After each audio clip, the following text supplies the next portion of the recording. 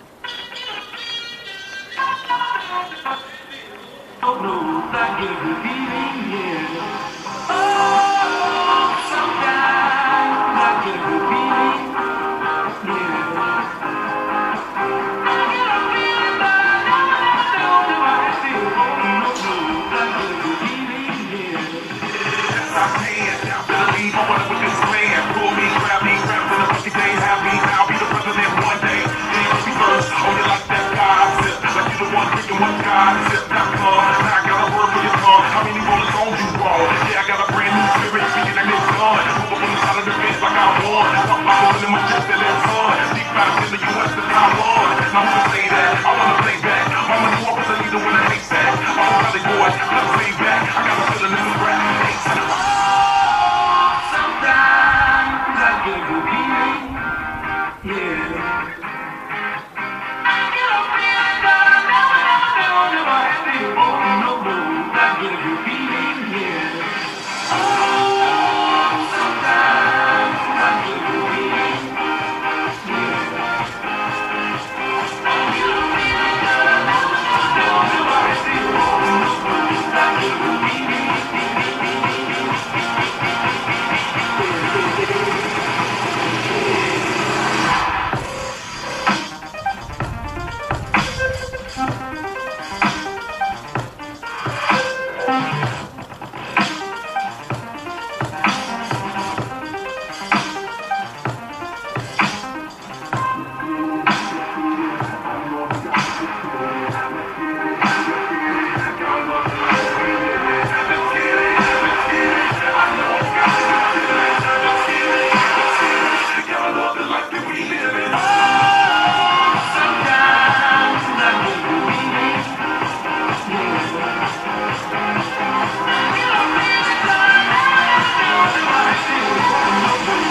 Get a good feeling, yeah.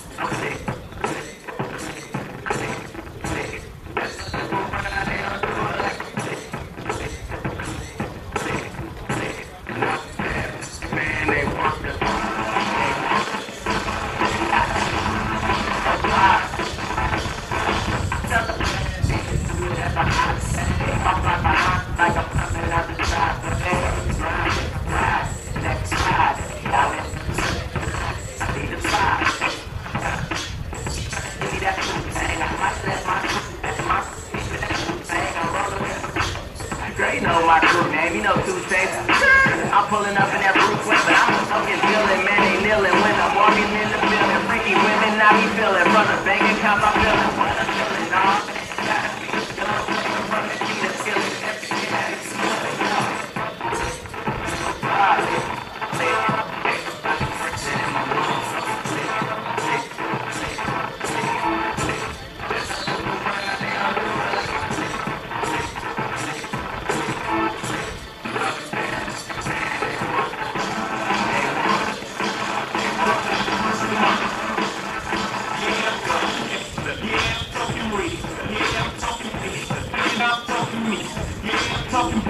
I ain't talking police. Your money too short, you can't be talking to me. Yeah, I'm talking to Brown. We ballin' up every tweet. Music drug dealing cousin ain't nothing but here with we. Me, turn that 62 to 125, 125 to 250. 250, man, ain't nothing nobody can do with it. Who with me? Call me home for that pay. That's my accent. That's my accent. Look home for decades. Get there for like 12 years in my second grade. He never told. Who we gon' tell? We top of the totem pole. This is dream team. He's a supreme team. And all the eyes it only means one thing. Nobody talking with the plan. Click, click, click, click. Ain't nobody fresher than my motherfucker. Click, click, click, click, click. As I look around and I'm doing like a click, click, click, click, click. And all these bad shit, man, they want it.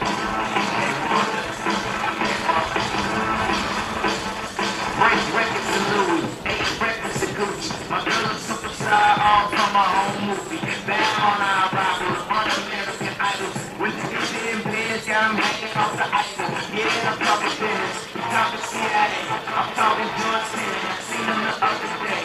He asked me about my main man, think he had the same. He said my antenna and his microphone. You know what it be? Get money, don't spend it. Or maybe they get money by minutes. I'd rather buy any cocaine than go ignorant. I know it's like Lee, don't kill me, but let me finish. Blaming on a picnic, we live in no limits. And go as a piece, this was just a figment of our imagination.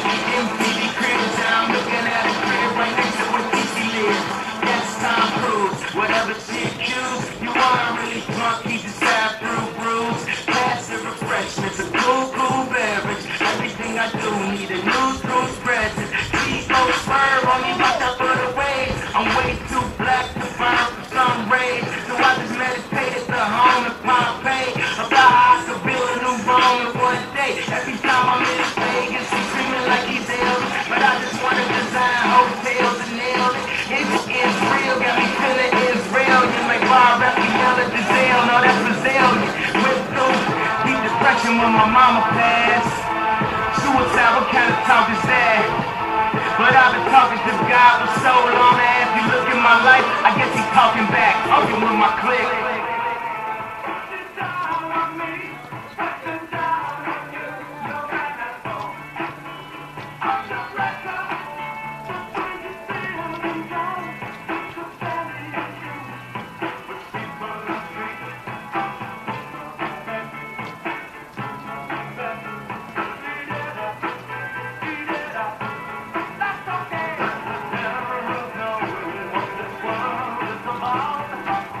Walk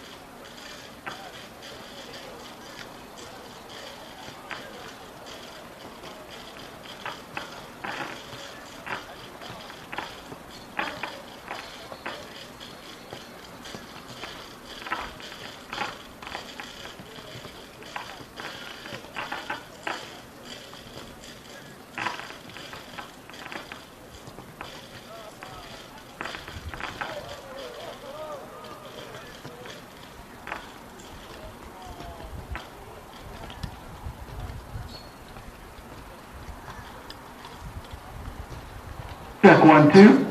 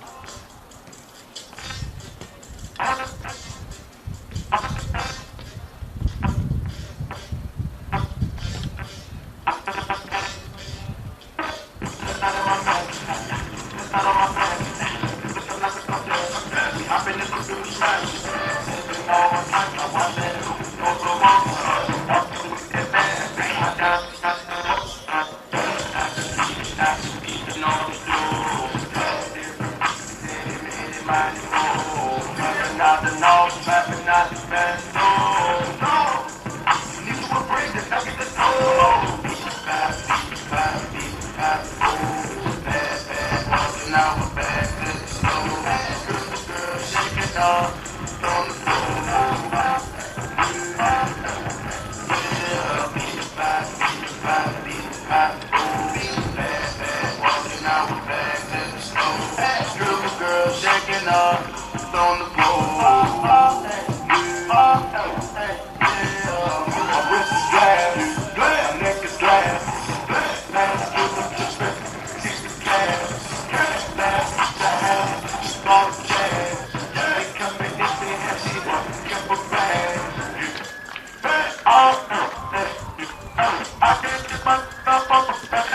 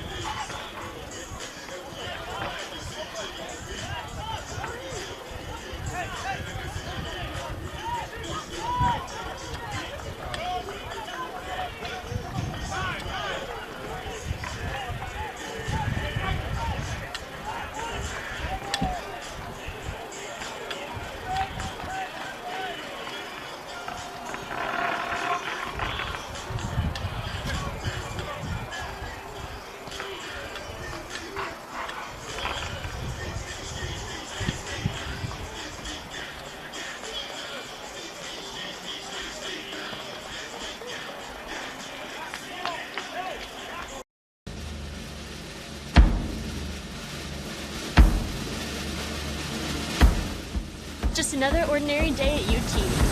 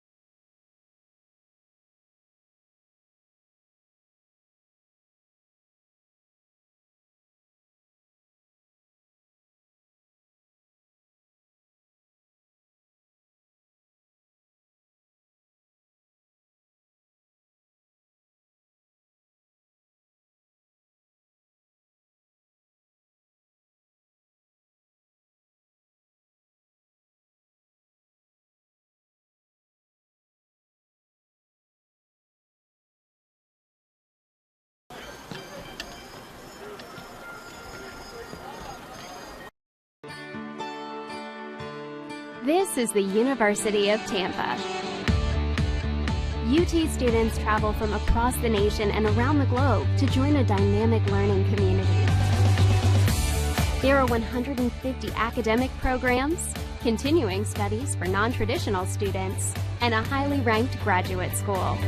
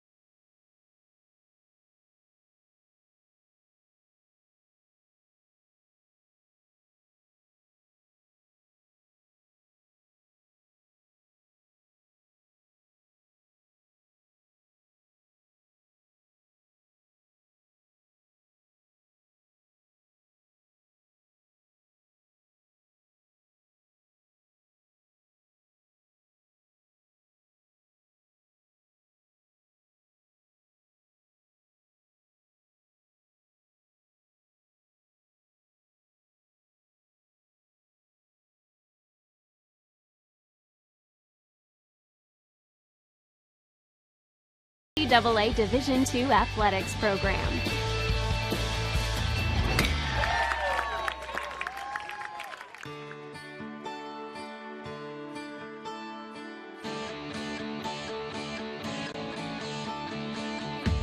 The UT experience begins with an innovative first-year program and continues with opportunities to challenge yourself in the honors program, to study abroad, to conduct research with faculty, to do an internship, to volunteer in the community, or to participate in multiple leadership programs. Explore your dreams, discover your talents, get ready to invent, innovate, and be a leader. This is the University of Tampa.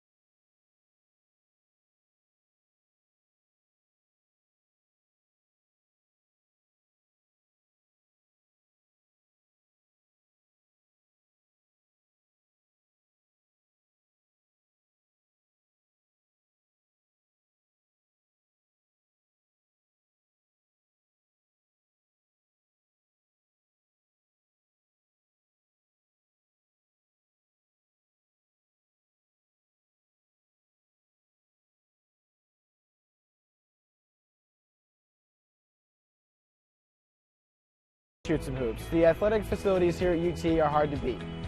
The Bob Martinez Athletic Center includes a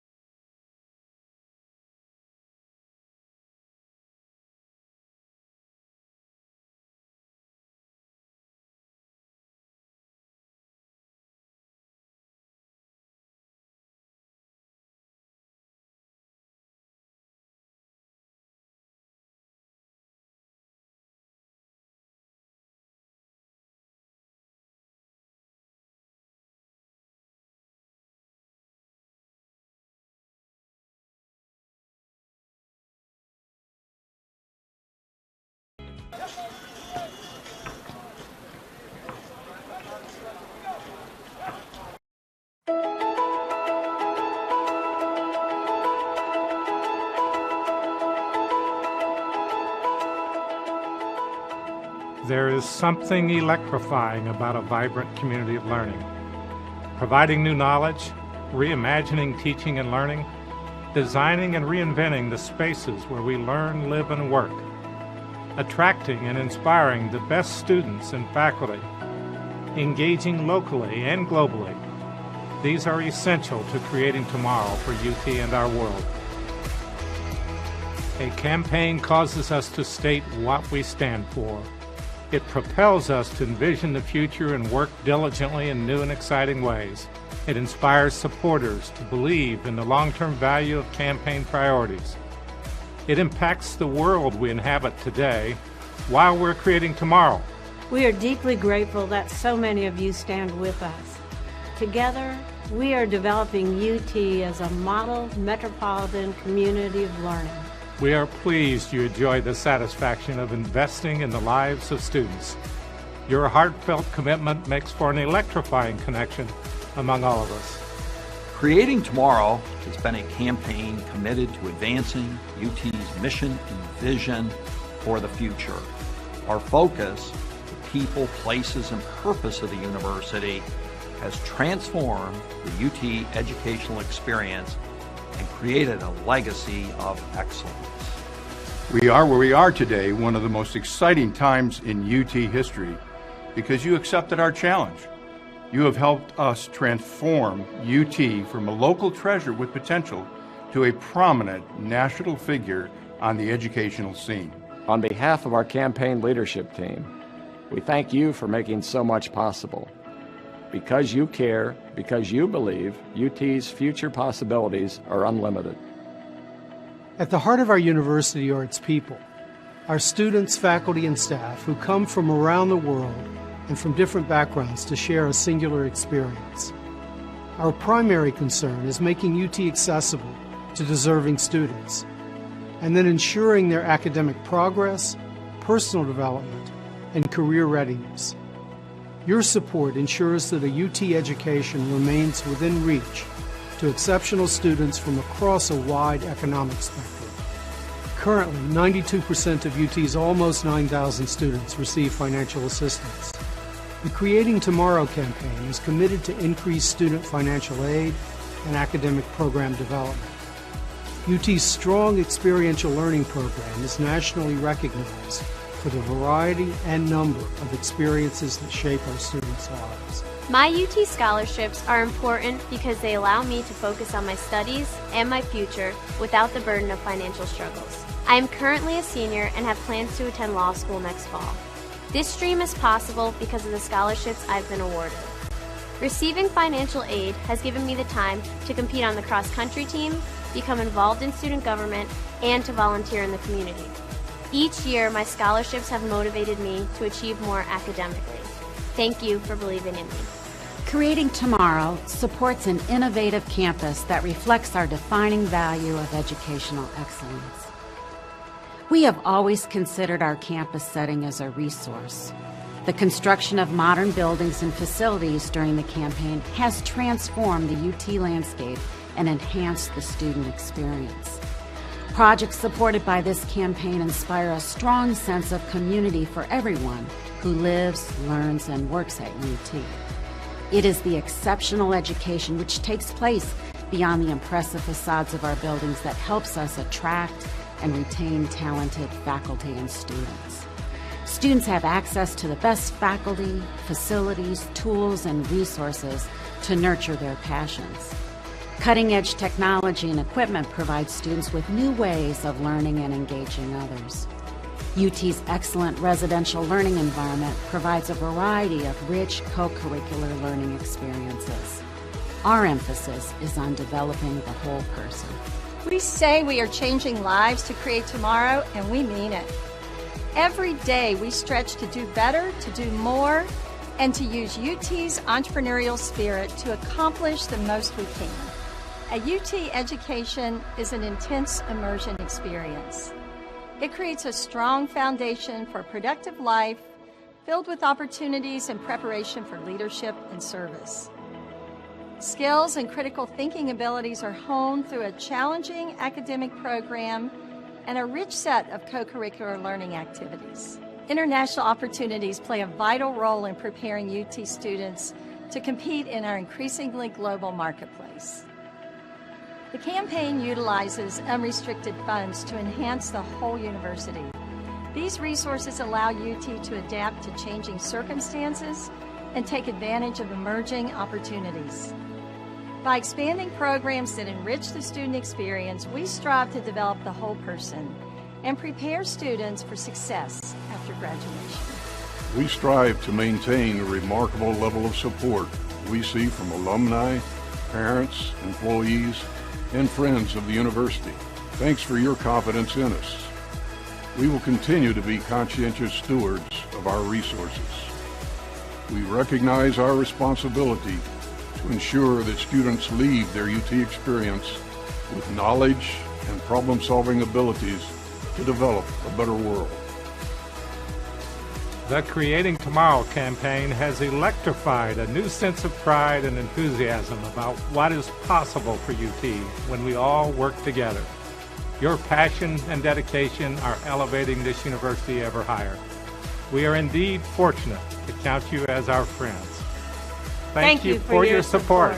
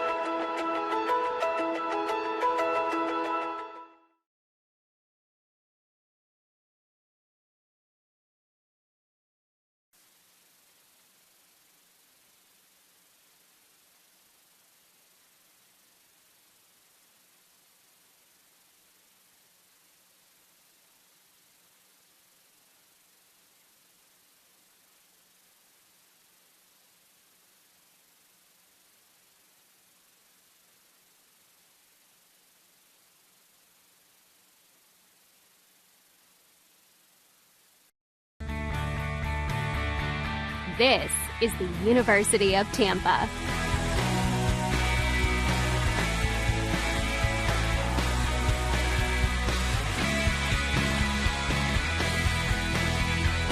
Explore your dreams. Discover your talents.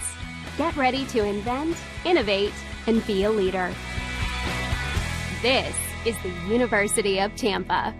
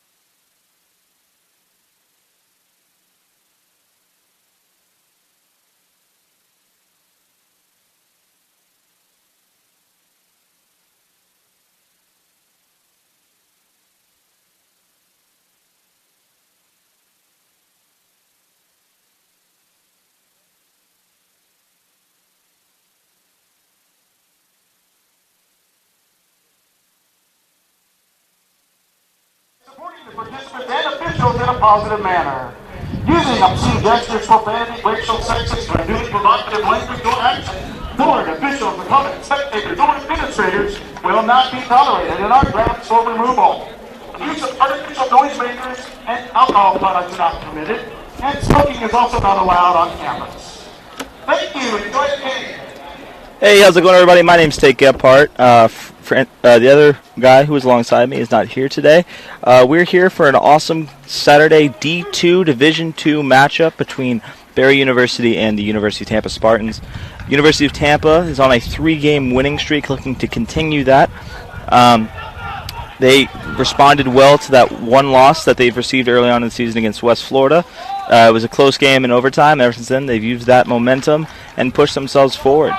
So is that about to say, as the time is now 6 p.m. on Saturday night, it's still beautiful sunny as the sun sets behind us. We're ready for some football, as they say.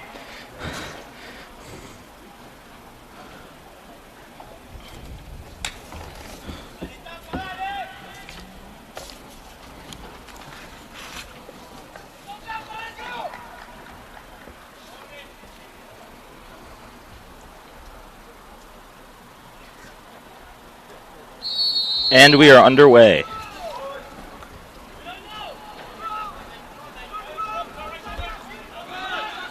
Number 19 for Barry with the ball.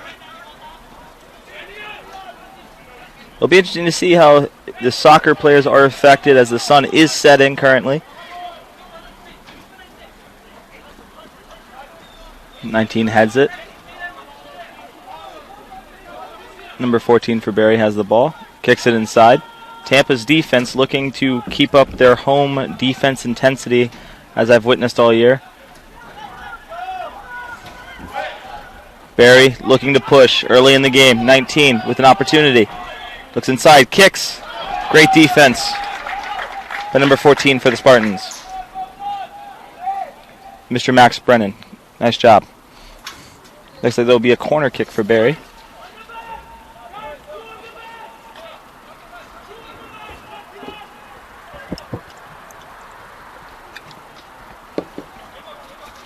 Corner kick by Barry's number 30, Juan Caporo.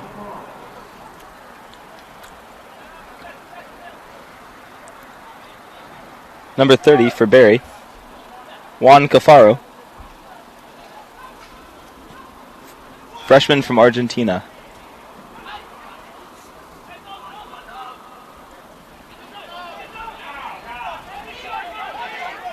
Tampa, beautiful pass, beautiful touch. Juancho Fernandez with the ball. Kicks it back. Spartans look to reset. Max Brennan tosses it to the man from Ireland.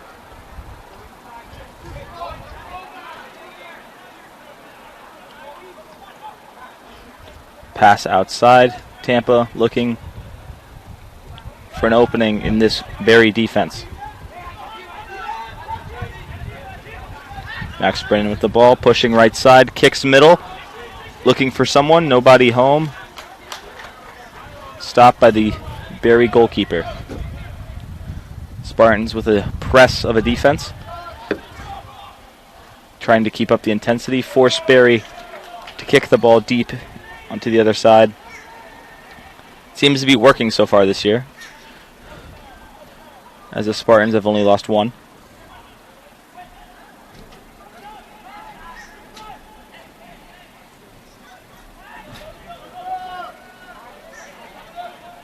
Sean Quinn passes it. Barry with a steal, pushing left side. Quinn with fantastic defense. With just amazing speed, tosses to Brennan.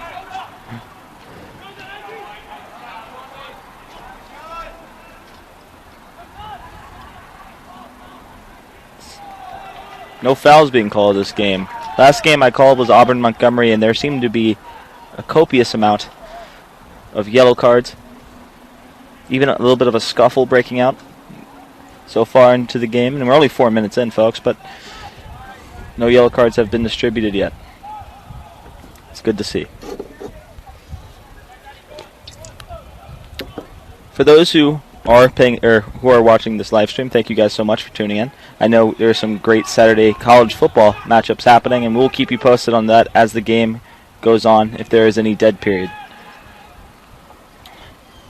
Notable games tonight: Auburn versus Penn State. I believe Notre Dame was in a close one. Alabama was playing Florida. My personal favorite team, LSU, plays Central Michigan at 7:30. So we will be seeing. Push outside. Max Brennan looking to get there. And it looks like Brennan must have got a piece of it because the goalkeeper will be taking it from the goal.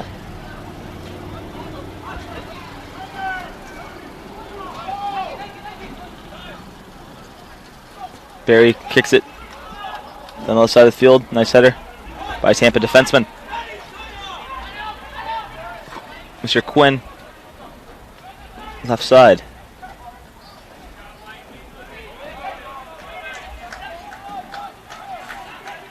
Spartans pushing. No foul called.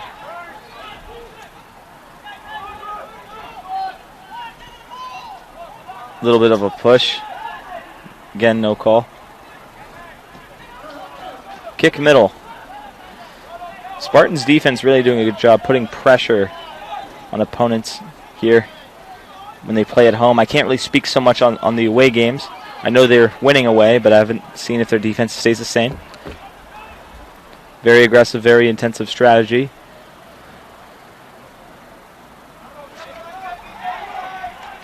No foul was called.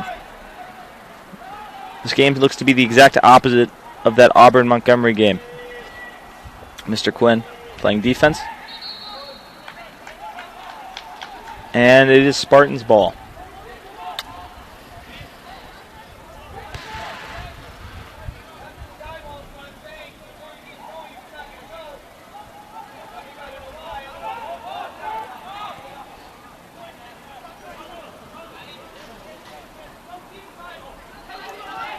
Spartans kick down middle.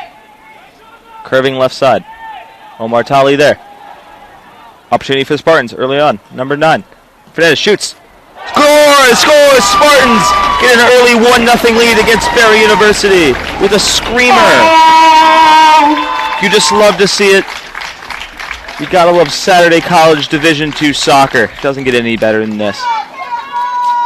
Fantastic goal by number 9 for the Spartans. Mr. Juancho Fernandez. Assist by Mr. Omar Tali. It was a beautiful, I believe, left-legged kick to the left top side of the goal. The goalkeeper got a piece of it, and it just got in. Have a goal scored by number 9, Juancho Fernandez. The man from Spain. Assisted by number 10, Omar Tali.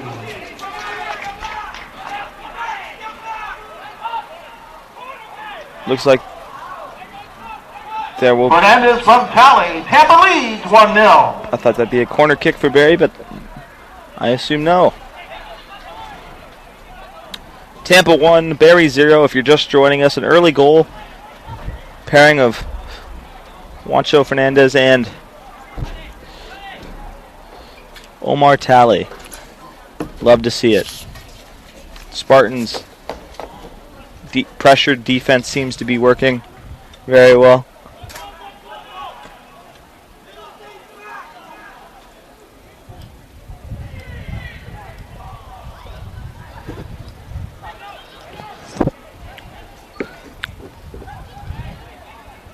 Sean Quinn pushes left side. Omar Tali looking for a cross.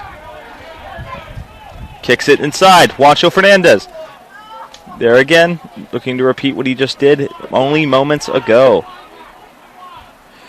Spartans pushing. Outside, Mr. Tali kicks middle. Header opportunity. Barry clears it. Looks like it will be a Spartans throw-in. There's a whistle being blown. A Barry player is down on the ground. We hope he is okay. Trainers are coming out.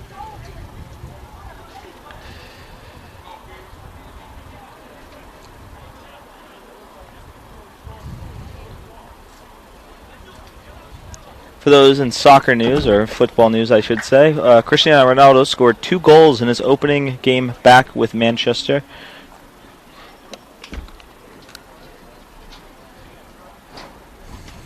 In American football news, the player got up, good to go. In American football news real quick, Florida has the ball in the third quarter, down by it looks like 12 points with 3 minutes to go in the third quarter. Notre Dame is beating Purdue. Iowa is beating Kent State. And with an upset of the day, West Virginia beat number 15th Virginia Tech. Nebraska played Oklahoma today. Has not happened since, I believe, 1956, when both teams were actually good. Oklahoma is ranked 3rd, so I should say they're good, but to say the least, Nebraska put up 16 points, which is a shocker. But Oklahoma took the win there. And yeah, that's a college football update. Back to the soccer game. Spartans looking to press. Replacing number 15, David Polanco. And the penalty is called. It looks like number 19 for Barry.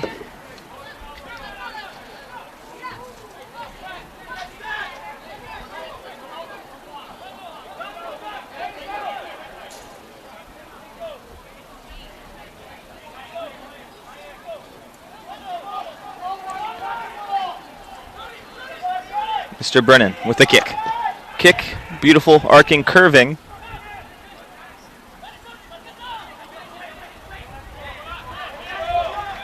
Good clear, good job for the Spartans.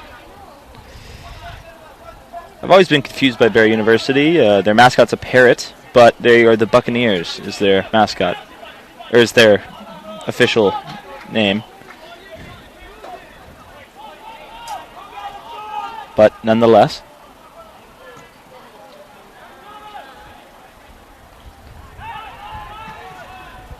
little game of ping pong with a soccer ball going on at the moment. And they call an offsides. Well, if you're just joining us, we are 35 and 50 left here in this first half.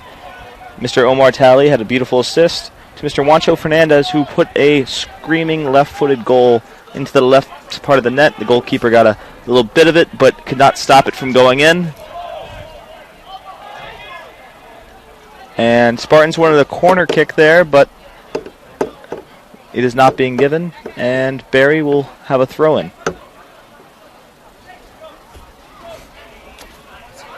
You doing?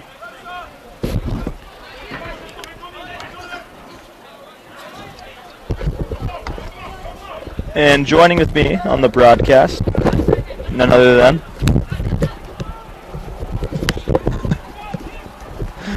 technical difficulties.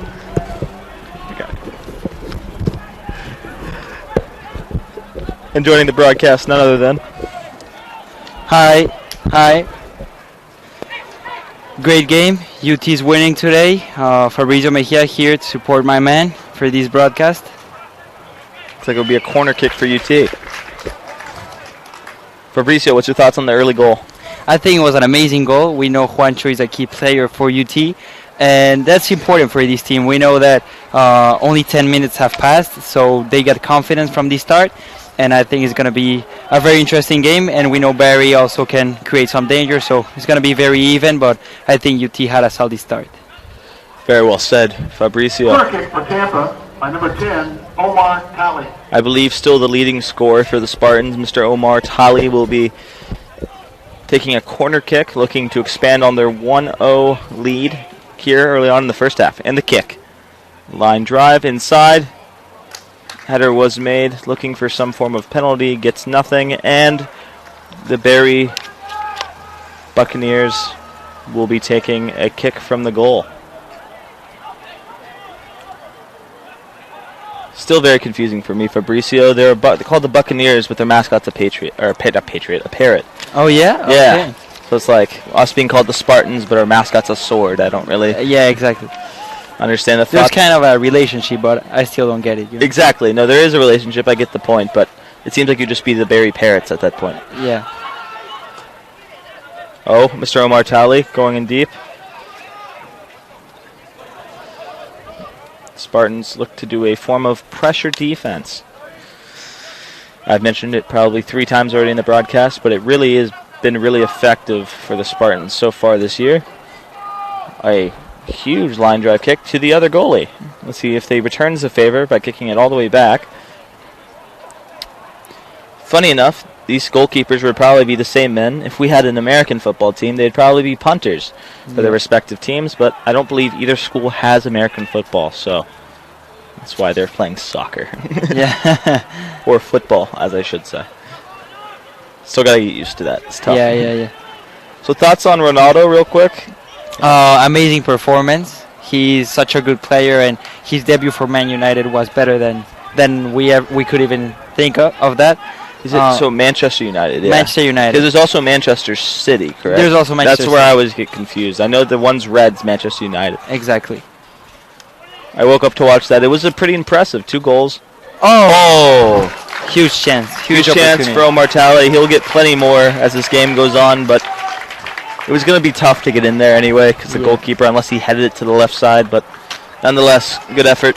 But I think UT is getting confidence, and that's important. It was a very good start with that goal, and now they're creating more opportunities, so it's going to be important for the rest of the game. Well, like we mentioned previously, like when you called the West Florida game with me, we both noticed there was a lot of potential in this team. It just didn't happen that night, and they're so far gone on a 3-game winning streak and seem to keep having a good turnaround so far. Playing great defense and having key offensive players just do their job and score. Yeah, you can see that game even against West Florida.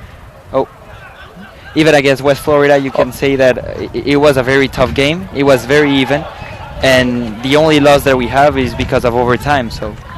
And that's even up for question because there was a controversial side-in throw that didn't really get thrown. Yeah. And they said it was thrown, and they scored the next, I would say next play. The next play. Yeah. So nonetheless, honestly, as weird as this does sound, it's probably good to get a loss because I feel like when teams are undefeated, they have this weird stigma where you got to stay undefeated and they're not worried about the game at hand. Exactly. So it actually probably might end up working out better for the Spartans that game actually happened. Obviously, I think they'd rather the win, but for character building on the team, I feel like it's a great way for it to happen. And they also learn from their mistakes, which is key in anything. But the defense has improved. It was a solid start, but now it's even better. Oh, yeah. Like, I think the 2 center defenders are playing at their best. And also on offense, Omar Talley is always a key player, and Juancho's finding himself after scoring that amazing goal at the beginning of this game. Is there any third type of goal scorer for this team that we should watch out for? Because the 2 main guys would be Juancho Fernandez and Omar Talley. But is there any third person that we should be on the lookout for to potentially score a goal? I think the entire team creates danger, but I would certainly go with the player that's on this side, right side, number 13. He's one of the key players for the University of Tampa. He's been here since last season, and he scored a bunch of goals last semester, and now it's going to be interesting to see his performance. I think that UT is getting confidence in the offense, and you can see in every soccer team when one of the offensive player gets confidence, the rest of it does it as well. Very well said. How have you been? I haven't even talked to you in a minute. Good actually. Yeah, still went to the Rays game yesterday. Nice. Huge walk win. off. Yeah, Mr. Brett Phillips. Amazing comeback. Hopefully he's okay. Looks like he got smushed there. He seems to be getting up. That's okay. That's good. But anyway, with the Rays game, Brett Phillips, the star player from the World Series, didn't win the World Series, but still, I would say one of the key pieces to the World Series and probably fan favorite, hit a walk-off the other day. So I don't know if you're a huge baseball fan. I understand it, and that's good. I like to watch it, but I wouldn't say I'm a fan. Okay. What do you say? That's the first? Is that the first game you've been to? Yeah, that's the first game. Wow, that's a really nice introduction to baseball, isn't it? Yeah, an amazing game. Also, nice play. I had the chance to broadcast the University of Tampa softball games, but to watch it like Major League Baseball, it was the first time. Was it the first time? Cool. And softball team underway? Yeah. How are they doing so far this year? I honestly have not been able to keep track. I think they're doing well. They have great players, and they're still improving to be much better. Awesome to hear. Now, coming back to the Rays, I think it was an amazing win yesterday. Yeah. A huge comeback. Well, what I was telling you about a little while ago, I don't know if this was on air or off air, because honestly I forget, but there was a push to hopefully have this Rays in Ybor, because you noticed where it was located. It wasn't really necessarily close to campus, or necessarily in Tampa. They had an idea to build it in Ybor, which is a big party scene anyway, but I feel like it would have been perfect because it's just, let's go to the bars and then let's walk into a stadium. And a lot of people who aren't into baseball, I'm not saying like yourself, but this is your first game, you'd probably be more receptacle to go to more games. Yeah. Now, I'm not More saying attractive. well, real quick, let's see. Omar Talley looking to press inside, shoots, scores! Another goal. Mr. Omar Talley does it again. Had to be Omar Talley. He's the key player from this team, and we're so happy to have this kind of player here. There's a reason he's the number 10 of this team. We know Lionel Messi, we know, of course, brilliant players, even Pelé, and now we have Omar Talley. Yeah. Gotta love to see it. Amazing. Great. And we can see it, one of the key players from this team. I think he just has one opportunity and gets the goal, and I think that's impressive. You only need one opportunity for Omar Talley to score. Yeah, Omar Talley's lethal, and honestly, all the success so far is obviously credit to the amazing defense, but Omar Talley's the leading goal scorer, and he's been a huge part of the early Spartan success here on the young season. He already has an assist and a goal in the game, and we still have 27 minutes left in the first half. Just unbelievable skills by Mr. Talley. And another foul. And now I want to speak about Barry. I think now they're desperate. They're making dumb fouls. I don't think they're focused. And UT is actually playing their own game. They have the control of the ball, the possession, and the opportunity to get a third goal if they want to. Very well said, Fabricio. I would say with any sport, soccer especially, football, it's one of those things where if you just focus longer than the other team, you tend to win. And this game could get out of hand real quickly because it's already 2-0 Tampa, and it's not impossible to come back from, but 3-0 would almost be certain. A quick icing of a game. Now I want to wrap up what I said about the Rays. Hopefully they do move to Ybor or somewhere close to Tampa because, like, for instance, you had a great experience, but would you be going to more than 3 games a year at a Rays game? Yes, I think. You think you would? Yes. But if it was in Ybor, do you Even more. Even more so. That's my entire point. Membership. If the mayor, for some reason, is listening to this live stream, would love to talk. I'm a Braves fan, but I feel like it would be good for the city to have the Rays move and they're doing well, you know. They're a good team, and the thing is, there shouldn't be as low as an attendance as there is every night in that stadium. It's not a bad stadium. I just think it's location, like everything. I don't think they would pay tax dollars, which is understandable if you don't care about baseball. But I feel like there's got to be some way to just build it up because you need the Rays in Tampa. And like I said, you saw what happened with the Buccaneers. They were good, but they were closer to the city. So now you see people who weren't football fans now picking the Buccaneers as their team of choice. And now they're gonna have kids one day maybe, and then their kids become Buccaneers. Next generation. That's how you grow it. I can get a Mets or Yankees game on cable here. And it's very tough for me to find a Rays game. It's way easier to find New York, which I understand, but. Anyway, long story short, I think the Rays should move into Tampa. I think it would be good because they're a good team. They've been winning. They were in the World Series last year. They would just make a little bit more money, and there wouldn't be as much controversy around the team. But anyway, with that being said, Omar Talley looking for a pass deep. And we can speak about location. What about Amalie Arena? Amazing for the Bolts. Amazing for the Bolts. But people always ask me, because I go to school here, all my friends are at SEC schools, and I think, why is Tampa such a big hockey place? Because we're in the South. No one really expects it to be a big hockey place. Well, the weather. It's the weather, and it's the fact that it's so close to everything in downtown, and it's so accessible. I would say if the Lightning were where the Rays are, they're going to have the same issue. It doesn't matter if they're good or not. Yes. So I think location plays a huge part. I think they know that. It's just like everything else. You have to get the money, the funding, and the want around it. And no one wants to pay money up front for success in the back end because they don't know if it's going to happen. They're good now. Could they be bad later on? Yeah, I think franchises take ups and downs. But if you're going to move a team, now would be the time when they're doing well. Probably 3rd or 4th straight season with 90+ wins. So we're waiting to see. Potentially a handball. Yes, the ball is for Barry right now. But yeah, like I said, it'll be interesting. They even talked about moving them to Montreal for half the season, which makes no sense. I mean, these players do have families, have lives. I know we pay them a lot of money to play, but it just doesn't make any practical sense. It's not human, you know? Yeah, they are human. So there's no practicality, having a house in Montreal, Canada, and then also having a house in Tampa. Just have the Montreal Expos back. That's fine, but anyway. I could talk about that for hours. But anyway, back to the soccer game. We're 23:40 left here in the first half. If you're just joining us, Tampa with 2 goals. Big part of that, Mr. Omar Talley. Fabrizio would like to elaborate more on what's happened if they're just joining us. Yeah, for sure. It was a very good start also with Juancho, the 2 main offensive players, but I think the whole credit, and we've been speaking about Omar Talley for the last game. He's been our MVP, and now I think he's going to repeat again. Look at these players. Speaking of the man himself, nice little touch inside. Looks like someone walking back to their dorm. We'll get a souvenir. Thank you. Couldn't think of the word for the life of me. It is on to the volleyball court. Mr. Omar Talley looks inside. Gets it back. That ball is out. Brennan goes for it, but it goes out of bounds. The birds flock over the stadium. Beautiful view. Beautiful view. Would be even better if this building wasn't here, but I hear good news about this building. Looks like it should be hopefully done by the end of the semester. It's gone up fast. Mr. Juancho Fernandez looking to press. But like I said, that blocks the city's skyline, but it's going to build this. The school's going to get bigger because of buildings like this, so I feel it's a necessary evil.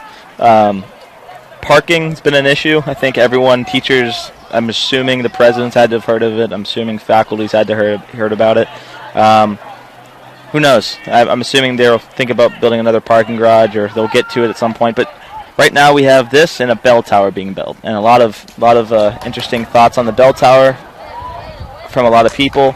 I think it's going to be a beautiful look for the campus.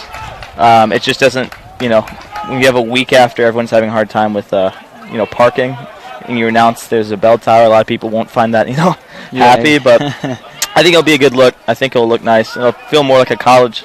I mean, it is already really pretty college and feels like college, but when you hear the bells ringing before class, it'll feel pretty cool, I think. Yeah, like in the movies. Yeah, like in the movies. Like I said, I think that's what they're trying to get to. Yeah, the experience. Yeah, exactly. You'll have families coming, walking through, going, I could see you here. It feels like a college campus. So. And something I want to highlight is watching these soccer games on Saturdays. I think it's an unbelievable experience. There's a lot of fans, a lot of families. There are a lot of fans. It is really nice seeing. We mentioned this probably 400,000 times in the first couple of broadcasts, but COVID last year, there wasn't any fans. This year, an abundance of fans. You love to see it. Yeah. Barry's looking to somehow try to screech a goal in before this first half is over. We can see the University of Tampa bench actually coming back. I think they were warming up, but now the coach is happy with the result, and he's only going to make 1 substitution. Number 11 is coming in. Well, see, I feel like this is almost, if they score another goal, it's almost a perfect time to put on people who don't usually play as much, because it's 3-0. What's the worst that could happen? Get some in-game experience. I agree on that. Get experience and also put some strong defense. I think just not take many risks and keep the ball and have the possession of it. Kick inside. Header from Barry. It was a foul and the ball is coming back to you. Tampa is disagreeing with the referee's call. We're seeing Nico Gamio arguing. I think he's hurt. Limping a little bit.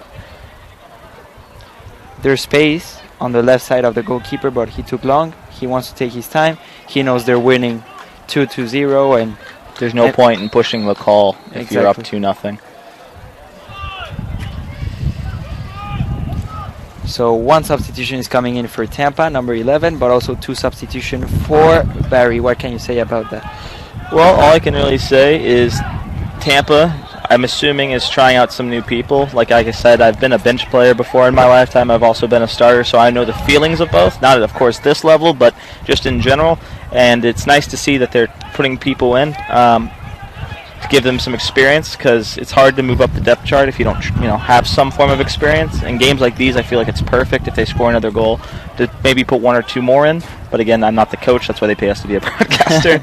I do also want to mention today that there is a lot of people on the soccer field that are international, of course, the Spartans. But for Barry, there's a man from Brazil, there's a man from Germany, there's a man from Colombia, there's a man from Italy, there's a man from Japan, there's a man from Austria, there's a man from Israel, there's a man from Venezuela. We have we could almost hit a good bit of the world. Yeah. If we put both teams combined and say where they're from. So, very nice to see. And of course, speaking of international players, we've been speaking about Omar Talley and Juancho Fernandez, both international. Is there a potential yellow card for that leg kick? The referee's going to talk to them saying, what are we doing? I think he wants to cool off that player. There's no need for Tampa to fall into those provocations. Exactly. I feel like that's when you actually start losing the lead and the momentum and all that stuff, is when you buy into that stuff. That's why people never understand why people trash talk. It's because even though you're down 2-0, some people react differently, and that might give you a small little opening. So, nonetheless, but yeah, man. They have to be smart and now to defend this free kick. Nice job by Mr. Brennan. Omar Talley gonna get it. Omar Talley. We've said his name once. We've said his name twice. We'll probably say his name 3 or 4 different times. And that would be a good form tackle in American football. Not so much in soccer. And looks like there's no cards been given out. Remember that last Auburn game? There's about 4 or 5, possibly. I think 6 yellow cards given out. Not one so far, so that's good to see. They were even fighting at the end of the game. They were fighting at the end of the game. That was I've never seen that in soccer. Yeah. That's what happens when, there's too much pressure, too much passion. And I think today Tampa has to control that, keep their lead. I personally... Oh, kick inside. Barry looked right to the goalkeeper from Bath, England. I would say if I was a coach, I'd want almost too much passion, because it's not a bad thing. I think you can teach them to be controlled. It's tough to get a team to care when they don't care. So the fact that they have passion, I don't think is a horrible thing. It's just how to focus it. But like I said, I think Tampa's done a good job so far. A missed header. Hopefully he's okay. Looked like he potentially could have landed weird. Yes, and the referee is going to stop the game. He's going to check if he's all right. I have to ask you, because honestly, I never played soccer past the age of, 2nd grade, so I have to ask, with, obviously CT is big in football, but with how many headers, is there ever any news about CT in football or soccer? There is, but not as many as the NFL, It's much more different. I think for soccer, there's a lot of stories about, injuries, leg injuries, ankle injuries.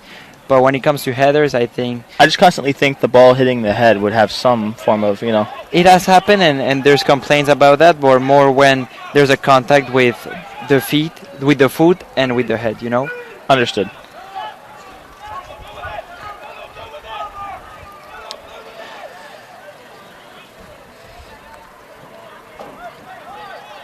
We're talking last time. I don't watch a lot of international soccer just because I don't have a team. So next time I'm on the call, we're going to actually announce what my new team is going to be. Okay. I don't know anything about international sports when it comes to soccer. I mean, I follow some of it, but I don't have a team. So I've been looking at some teams. Was it Lancaster City? The one with the, it's like a Jaguar. Leicester City? Manchester City. Not Manchester City. The one with the, it's like a cat. Leicester City? Yes, Leicester City. I was looking at them potentially. I just don't want to pull for a team that's like a powerhouse. I want to pull for someone that's like an underdog almost. Yeah, and Leicester City is the perfect team for that. They won the Premier League in 2016, and it was amazing. They had no budget at all. They came from relegation, and they won against the big teams such as Manchester United with a lot of money, Manchester City, Chelsea. That's a team I think I could support. That might be on the list. Yeah. Maybe I'll just become, a bandwagon and pull for, Ronaldo. Maybe I just pull for PSG. Who knows? For Messi, Who knows? Well, we're going to make that announcement sooner or later, because I feel like I need to wake up on Saturdays because I don't already sleep enough. Might as well watch some soccer at 9 in the morning. So. And there's a very big rivalry in between Cristiano and Messi. We know they were in Madrid and Barcelona. Sure. But I just want to say that every soccer fan has to be a fan of both. We have to appreciate how talented they are, how much they work, and they're just amazing players and defending different teams. But in the end, we all have to appreciate. Doesn't matter if you prefer Ronaldo or Messi, just enjoy. So what's the award? And I'm gonna say it's wrong. It's an award that gives you the best soccer player. And there's been arguments about whether Messi should get it, Ronaldo should get it. Yeah, there's plenty of arguments. It's almost arguments. they switch off, yeah. What's that award called again? It's called Ballon d'Or, the golden ball. Sure. And what's interesting about that is that there has been many years where maybe Messi is the best player on the field, but Cristiano or any other player won more tournaments. So there's always the debate in if it is for the best player. Beautiful pass by Mr. Talley. That seemed like it's going to be a yellow card. And that's the first yellow card of the game. And it's for the captain number 5. See, I don't see what he's arguing. I mean, I don't know if it was. I don't think it was intentional, but it didn't look like. I mean, he obviously tripped him. He's getting up, which is a good news. Feels like the fans are happy because of that yellow card. The yellow card was Mr. Number 5, Tyler Dobinson. Well, give him to Mr. Tyler Dobinson. He is from. Trying to follow this. Exmouth, England. Speaking of the Premier League. Speaking of the Premier League. Exactly. But I feel like people like. Is it Sunday at 9 a.m. or Saturday at 9 in the morning? The games? Yeah, the games. Depends. There's both days. Both days. Okay. Both days. Depends on your team. Each team has a different schedule. Kick inside. Man from Ireland shoots wide right of the net. I was. For people who are over the age of 21, down in Soho's McDenton's, they have a really good soccer crowd. It was obviously for when it was Italy versus England, the Euros, really great environment. But I wanted to. They do sometimes every now and then have a 9 a.m. start match, and it's packed, and it's always like, and they just seem really into it. It just seems like something I need to find a way to be a part of. So. Because of the time difference, I appreciate it. The fan bases have to be a little bit more into it because you got to wake up at 9. Huge chance, but he's offside. Offside, no goal. They're calling no goal. Very well spotted by Mr. Fabricio. Good kick, nonetheless, but offsides. But it just seems like something I need to get a part of. How do you watch your soccer games? Because I would assume time difference. Oh, actually, how much? It is just actually 1 hour. Okay, so it's not bad. So yeah, it's okay. But speaking of Europe, there's a big change. The Champions League, the best tournament for me. In Europe, it is 8:45 in the night, 8:45 p.m. And here it is like 2:45 p.m. So there's quite like a 6-hour difference. I remember during quarantine, there was nothing on, and the only thing on was Korean baseball. And I remember I had to wake up at like 3 or 4 in the morning to watch a game. So I can't imagine if that was something like I genuinely watched year round. Yeah. How I would be able to do that daily, and do work. Yeah. But they're so passionate about it, which I think America's starting to get. We talked about this before, but I think Americans are actually getting why soccer probably is the biggest sport in the world is because it's the fan bases. If you saw an Atlanta United game, they sell out more than the NFL team does, and they have all the. I don't know what the professional word for it is, but they have all the banners that they wave. To support your team. Sure, yeah. And also big sponsors. Big sponsors, but like the 100-foot banners that like they put over their face. And with the name of the players or images. Omar Talley. There's a foul to Omar Talley. It's gonna be it has to be a yellow card. Is that a second yellow card? Because he'd already be out. But there's no yellow card. The referee says. Oh, I thought you said there was one. I didn't see. Only 12 minutes remaining of this first half. UT still leading 2-0. Omar Talley looking for an explanation of why another yellow card probably wasn't given out, but a foul was called.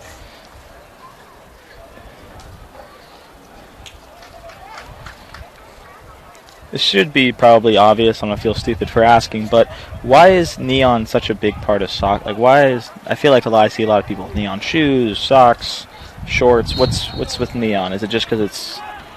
I would say it is the new fashion. There was a foul there. The ball is coming back to Barry. I think it is the fashion because you can see past games and in the past there were... It's a fashion choice. Exactly. Okay. But now you can even see Barcelona had a jersey from that color. What's up, brother? And now we have the goalkeepers, and we have, of course, the referees too. And for the referees, I understand that. I think it is to spot the difference. I think that's very interesting. In soccer, we have the opportunity to watch it live, but for the people watching it on the streaming app or on TV, there's always a confusion in between what is the color of the jersey. Yeah, I should have probably mentioned that beforehand. Fabricio, would you like to tell them why? Or what team's what? Barcelona. Barcelona wear usually that fashion, that type of fashion. Oh, it's fashion with that. But just to tell people at home, Spartans colors are red and white. It's confusing because Barry's colors are also red and white. I'm so sorry. No, you're good. Don't worry about it. Tampa is obviously wearing white for home. They always wear white at home. Omar Talley. And I would say it has given them luck, you know? I would say it has given them luck. People are superstitious in most sports, but I would say soccer might be one of the ones the most. Baseball, I played a lot growing up, so I know there's a lot of superstition there. Soccer, I'm starting to notice, they'd have the same practice if they did well, or, they believe in superstition as well. But like I said, Tampa wearing white with red numbers, and Barry wearing red with white numbers. So exactly.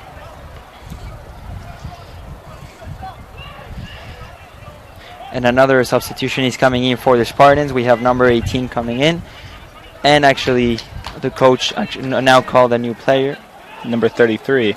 Omar Talley has a huge chance. Omar Talley looking to put a second goal Oh in, my God. And he trips on. He had a chance to get his teammate on the right side. It looks like Casper, friendly ghost, had some great defense there.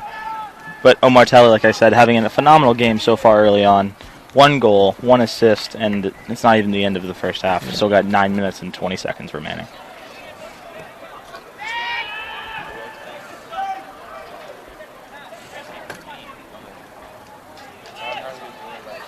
And I want to speak about Barry. I think they received 2 goals, but we haven't seen many opportunities from them. I think UT's goalkeeper has been nice touch by number 11. Yes, but kind of calm. There hasn't been many danger for UT on defense. Tampa pressing. Kick. Oh, what a screaming goal! An amazing goal. Oh, he's one of the key players from this team. But what a strike. We were talking about a third potential goal scorer. That was another man. Wow, it was Amgad Salah, and of course we have Mohamed Salah from Liverpool, but now we have our own Salah, and what a goal, what a strike. The man from Hungary with a screaming right kick goal. And an amazing atmosphere. Amazing atmosphere. Spartans, before the first half's even over, up 3-0. This is Sparta, folks. Is amazing. Love to see it. It is amazing, and I think the fans are happy, the players are happy. We can see that they're even doing something. I mean, that was from the left top side of the box, and he just kicked it right to the right side, and it just beautiful goal. Substitution for Tampa entering the game. Number 33, Gabriel Ferreira. Something that speaks about how good they are teammates. You can see that in different teams, there's only one key player. We were speaking about Omar Talley, Juancho, but let's just give credit to all of them. They're playing an amazing soccer game. Yeah, I feel like we should have done this before. The team itself is doing fantastic. The only goal scorers I've really seen is Omar Talley, but now with Mr. Salah, the man from Hungary, with that amazing screamer, now we have to watch out for him as well as a potential goal scorer, because that was an impressive goal. Amazing, and also they're scoring the goals, but an amazing defense from UT.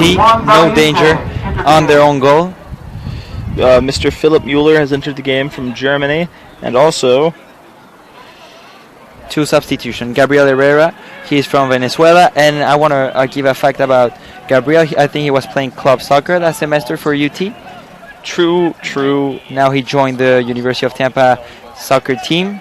Unbelievable story, really, to say the least. Many people who play club here do it for fun, and that's probably what he was doing to get some practice, because if he didn't make the team or just didn't think he was good enough, I don't know the entire story, but nonetheless, impressive feat just being on the pitch right now itself, going from club to the D2 soccer team.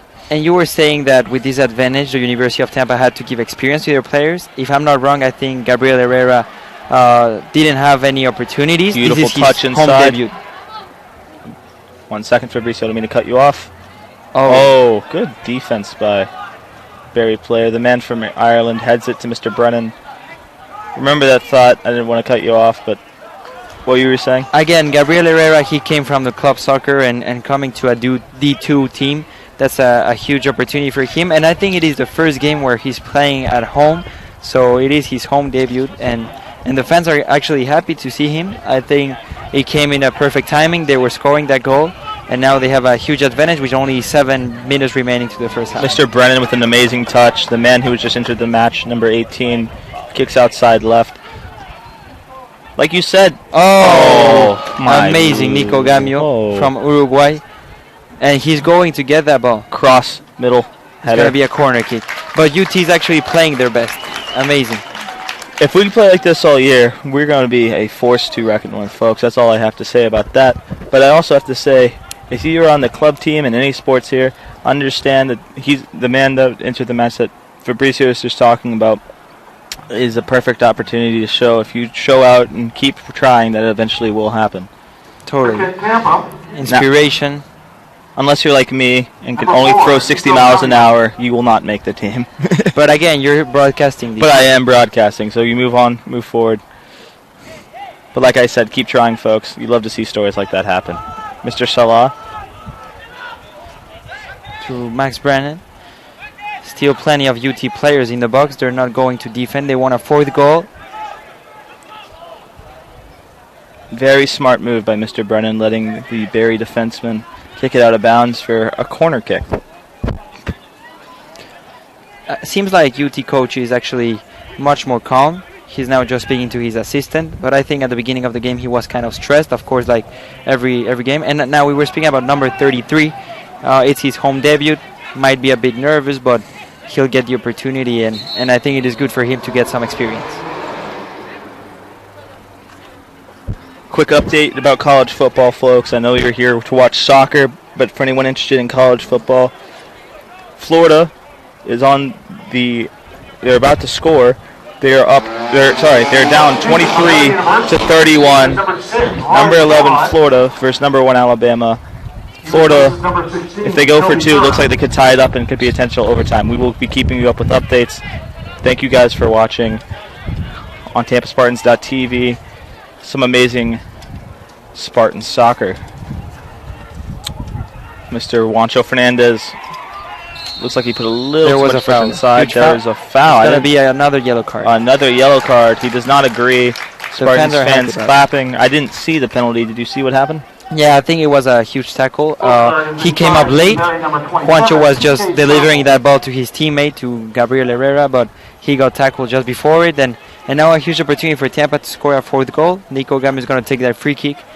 And plenty of players are getting into the box. We can see Gabriel Herrera. He wants to score for his debut. He's one of the offensive players.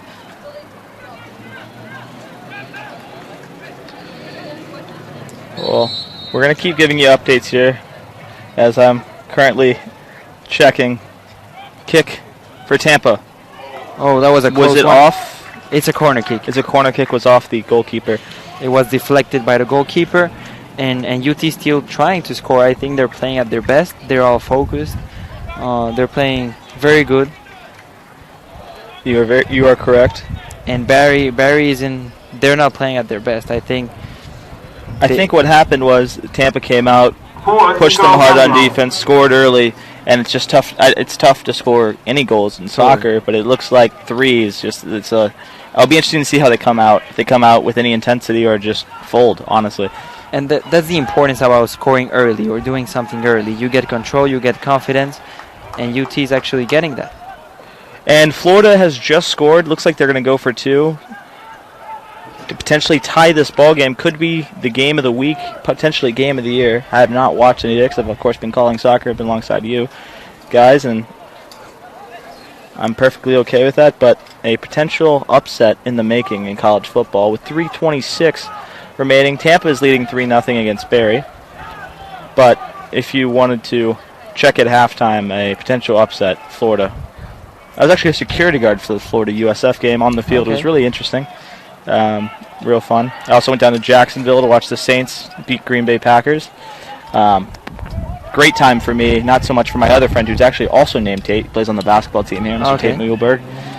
He has to now eat the spiciest chip in the world. We made a bet. He lost significantly. Because of that game? Because of that game, yes. Okay. And I gotta give a quick shout out to the Jaguars if they ever hear this. It was a beautiful job by them to host the Saints. A lot of people obviously affected by Hurricane Ida, so it was very nice of them to host the Saints, and it was a very well produced game and also a very good game by the Saints. Great job by Mr. Sala. Kick inside. It was a beautiful touch. Sala's playing very well. Sala looks like he wants more playing time, and I think he may deserve it after this performance so far. Juancho Fernandez. We're speaking about Mohamed Salah from Liverpool, but we have our own Salah. He's playing very well too. This is very well said. Our own Salah is from actually Hungary. From Hungary. I want to say Hungary in the past years, the country, they had very good soccer team, a very good soccer team. They played plenty of World Cups.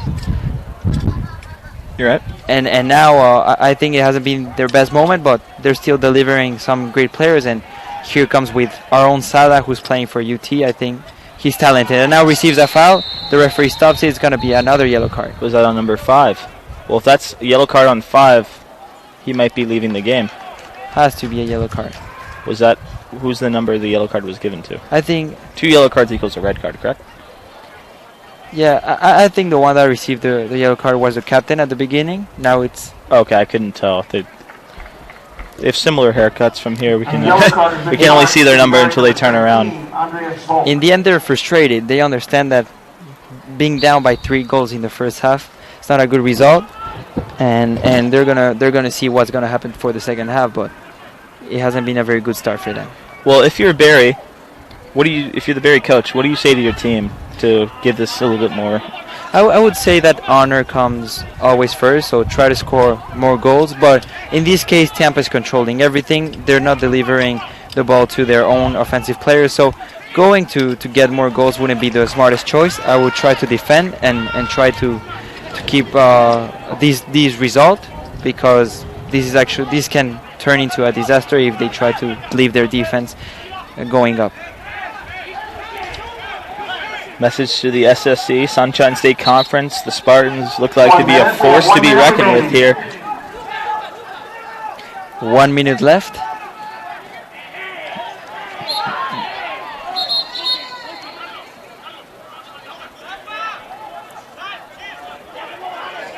You can see there's an argument right now in between number 6 from Barry. The coach is not happy with one of the referees. There is 35 seconds remaining in this first half. Spartans lead 3-0. Just wanted to quickly say the last 2 games, actually in my home state where I'm from, Georgia, they beat West Alabama 4-0, and they beat Clayton State 3-0, and they're up 3-0. So in the last 3 games, if I can do quick math, believe it or not, us college kids can actually do math. It's actually, they've scored 10 goals and given up 0 in the last 3 games, which is an impressive stat in its own right. But as we go to halftime, Tampa leads 3-0. Huge first half from Tampa. Everyone's happy here. Huge first half. Amazing job by Mr. Omar Talley. Amazing job by Mr. Salah. Amazing job by Mr. Juancho Fernandez. All 3 scoring goals here in the first half. Any thoughts before we go to break? Just amazing, and enjoy the second half. It's going to be interesting as well. We'll be back with updates, obviously, on this game, but as well as any college football action happening. Florida looks to be closely tied with Alabama. With that being said, you are watching TampaSpartans.tv. Come back for the second half for some beautiful Saturday night action Division II soccer. This is the University of Tampa. UT students travel from across the nation and around the globe to join a dynamic learning community. There are 150 academic programs, continuing studies for non-traditional students, and a highly ranked graduate school.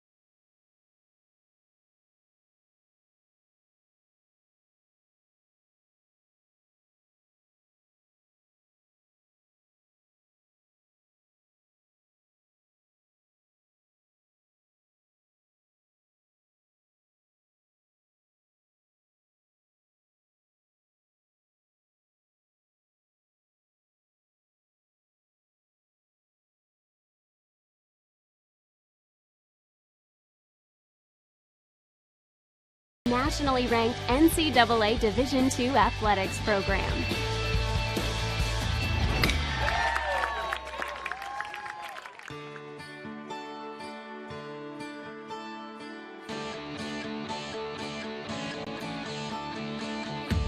The UT experience begins with an innovative first-year program and continues with opportunities to challenge yourself in the honors program, to study abroad, to conduct research with faculty, to do an internship, to volunteer in the community, or to participate in multiple leadership programs. Explore your dreams, discover your talents, get ready to invent, innovate, and be a leader. This is the University of Tampa.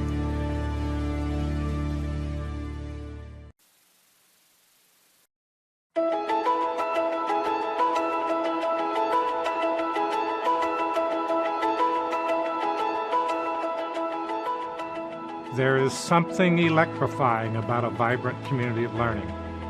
Providing new knowledge, reimagining teaching and learning, designing and reinventing the spaces where we learn, live, and work, attracting and inspiring the best students and faculty, engaging locally and globally. These are essential to creating tomorrow for UT and our world. A campaign causes us to state what we stand for. It propels us to envision the future and work diligently in new and exciting ways. It inspires supporters to believe in the long-term value of campaign priorities. It impacts the world we inhabit today while we're creating tomorrow. We are deeply grateful that so many of you stand with us.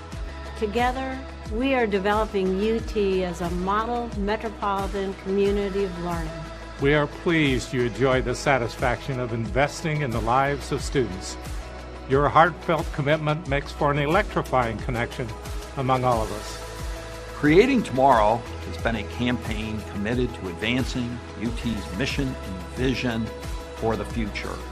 Our focus, the people, places, and purpose of the university, has transformed the UT educational experience and created a legacy of excellence.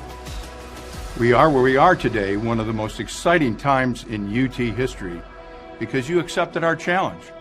You have helped us transform UT from a local treasure with potential to a prominent national figure on the educational scene. On behalf of our campaign leadership team, we thank you for making so much possible. Because you care, because you believe, UT's future possibilities are unlimited. At the heart of our university are its people, our students, faculty, and staff who come from around the world and from different backgrounds to share a singular experience. Our primary concern is making UT accessible to deserving students, and then ensuring their academic progress, personal development, and career readiness. Your support ensures that a UT education remains within reach to exceptional students from across a wide economic spectrum. Currently, 92% of UT's almost 9,000 students receive financial assistance. The Creating Tomorrow campaign is committed to increase student financial aid and academic program development. UT's strong experiential learning program is nationally recognized for the variety and number of experiences that shape our students' lives. My UT scholarships are important because they allow me to focus on my studies and my future without the burden of financial struggles. I am currently a senior and have plans to attend law school next fall. This dream is possible because of the scholarships I've been awarded. Receiving financial aid has given me the time to compete on the cross-country team, become involved in student government, and to volunteer in the community. Each year, my scholarships have motivated me to achieve more academically. Thank you for believing in me. Creating Tomorrow supports an innovative campus that reflects our defining value of educational excellence. We have always considered our campus setting as a resource. The construction of modern buildings and facilities during the campaign has transformed the UT landscape and enhanced the student experience. Projects supported by this campaign inspire a strong sense of community for everyone who lives, learns, and works at UT. It is the exceptional education which takes place beyond the impressive facades of our buildings that helps us attract and retain talented faculty and students. Students have access to the best faculty, facilities, tools, and resources to nurture their passions. Cutting-edge technology and equipment provide students with new ways of learning and engaging others. UT's excellent residential learning environment provides a variety of rich co-curricular learning experiences. Our emphasis is on developing the whole person. We say we are changing lives to create tomorrow, and we mean it. Every day we stretch to do better, to do more, and to use UT's entrepreneurial spirit to accomplish the most we can. A UT education is an intense immersion experience. It creates a strong foundation for a productive life filled with opportunities and preparation for leadership and service. Skills and critical thinking abilities are honed through a challenging academic program and a rich set of co-curricular learning activities. International opportunities play a vital role in preparing UT students to compete in our increasingly global marketplace. The campaign utilizes unrestricted funds to enhance the whole university. These resources allow UT to adapt to changing circumstances and take advantage of emerging opportunities. By expanding programs that enrich the student experience, we strive to develop the whole person and prepare students for success after graduation. We strive to maintain the remarkable level of support we see from alumni, parents, employees, and friends of the university. Thanks for your confidence in us. We will continue to be conscientious stewards of our resources. We recognize our responsibility to ensure that students leave their UT experience with knowledge and problem-solving abilities to develop a better world. The Creating Tomorrow campaign has electrified a new sense of pride and enthusiasm about what is possible for UT when we all work together. Your passion and dedication are elevating this university ever higher. We are indeed fortunate to count you as our friends. Thank you for your support.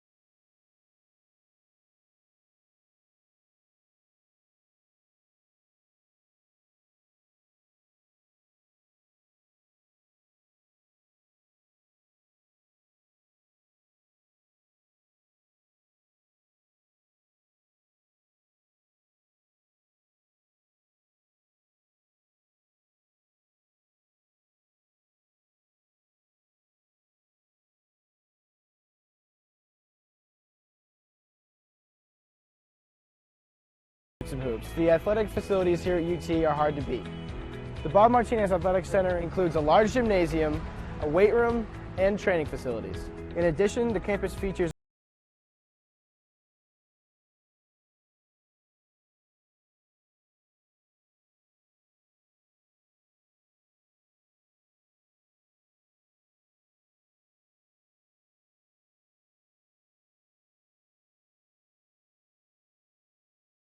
and dance, as well as special.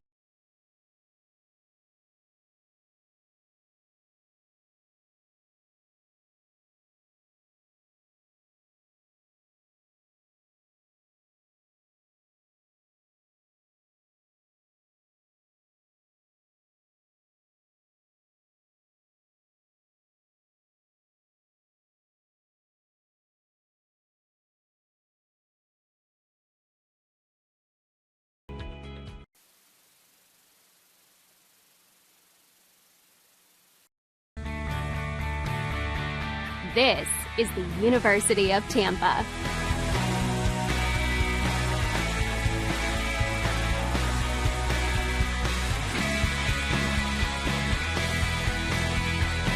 Explore your dreams. Discover your talents. Get ready to invent, innovate, and be a leader. This is the University of Tampa.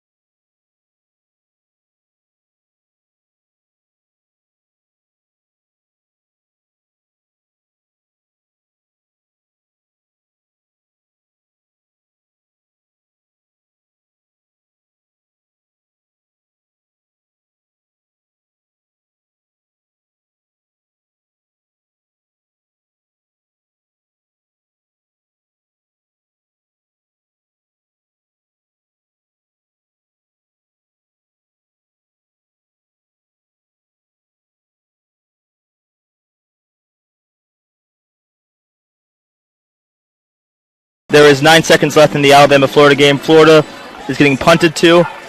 They call a fair catch. Looks like they will have time for one Hail Mary. And if they score, you will be watching these on highlight tapes for probably a decade to come.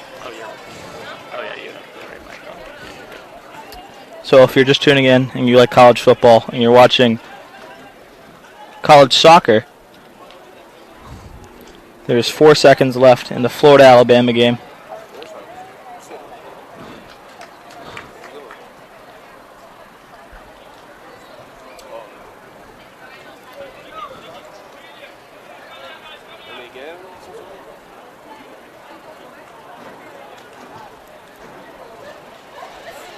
Game's about to start, soccer, but Florida's looking up to call a potential Hail Mary lateral play. I'll try to give you a double 2-on-2 broadcast, test my broadcasting abilities. The ball is hiked, number 5 for Florida in the pocket, runs up close, and he's sprinting with it, and ball game. So what I all just said, ignore all that. Alabama wins again. You just hate to see it from an LSU fan like myself, but final score, Alabama 31, Florida 29, and we are back to what people everywhere else except the United States call football. Here in America, we're the only people to create a new word and call it soccer. So, the man of the match so far, Mr. Omar Talley. The goal of the match, I think, was by Mr. Salah from Hungary. Had a beautiful screaming kick to the right side. But Omar Talley still has an assist and a nice goal by himself, and is still Tampa's leading scorer on the year.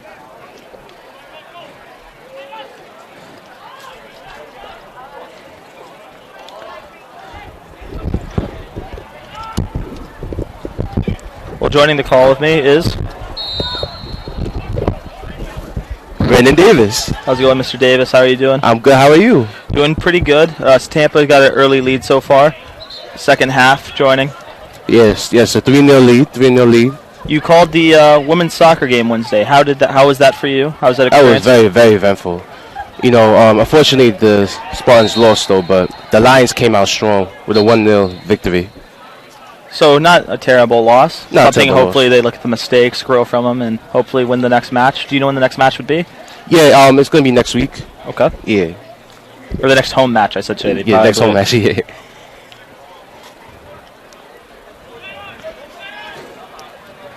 Yeah, the Spartan women, they should bounce back real quick. That's good to hear. Number 20 for the Spartans. Pass to the man of the match, Mr. Omar Talley.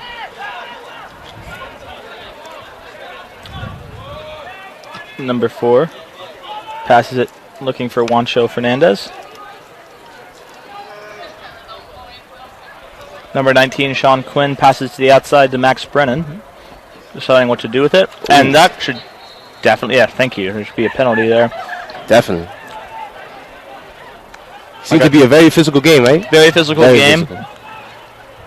Like I said, that'd be considered a decent tackle in American football, but that's not the game that's being played right now. So exactly. That is a penalty.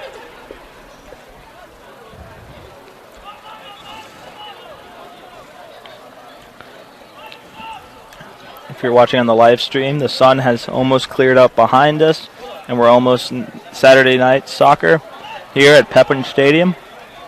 Beautiful day, by the way. Beautiful day. Beautiful day. Love to see it. Fun story about my Monday morning as we wait the kick. Is that about?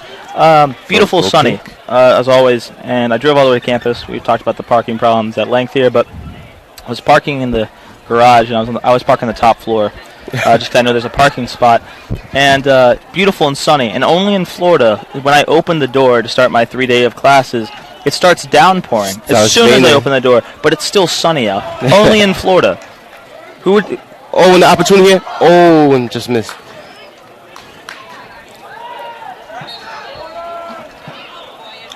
It's gonna be. I mean, it was the same type of penalty kick there. Yeah. Students, I would advise, bring a raincoat every day because it's going to rain. We've said this ad nauseum, and I tell this to anyone who's a freshman that I somehow meet, and they ask me, like, what's one thing you've learned at Tampa? Bring a raincoat. Always have a raincoat. It doesn't matter if it's 99 degrees out, 98 degrees out, and sunny. It will rain within the hour for a fact. It just always happens that way.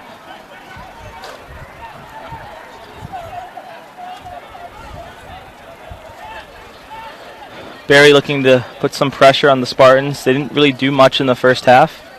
Of course, we both go to the University of Tampa, so we're, of course, fans of the Spartans. Yes, of course. Oh, almost a handball. Barry just hasn't come out at all. And I think Tampa's just been controlling, like Fabrizio said, in the first half. Yeah, you could definitely see the coach's frustration, too, as he's yelling to his teammates. Some of the Spartans, I don't know if you call them second line, second team, are in, trying to get some experience, some playing time, because the young guys now will be the older guys later, the next couple of years. So it's only good for the franchise, good for the organization that is University of Tampa Soccer. So some guys getting some first-time experience. Mr. Sean Quinn from Ireland, nice pass, ball up in the air, beautiful header. Looks like so much fun, but that's gotta hurt repeatedly. It definitely after hurts. a while. Yep, you have to practice that.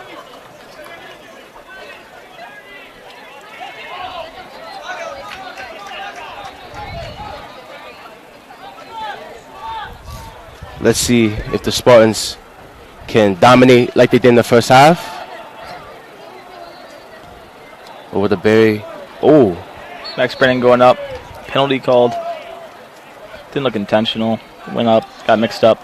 Usually teams with this lead, they would kind of take a seat back. But, you see the Spartans, they're not letting their foot off the gas. Which is what you love to see if you're a Spartans fan, because definitely, as the season goes on, we need that nonstop pressure, nonstop want for offense, no matter what the score is. Doesn't matter if it's 3-0 or if they're down 3-0. They had the same intensity, which is just nice to see as a Spartans fan. Definitely. And they've seen adversity. They were, again, like I said, West Florida. They came back, tied it, went into overtime, and just did not go their way that game. But since then, they've used all that, and they've scored 10 unanswered goals between 3 games and given up no goals. So shout out to the Spartans goalkeeper from Bath, England.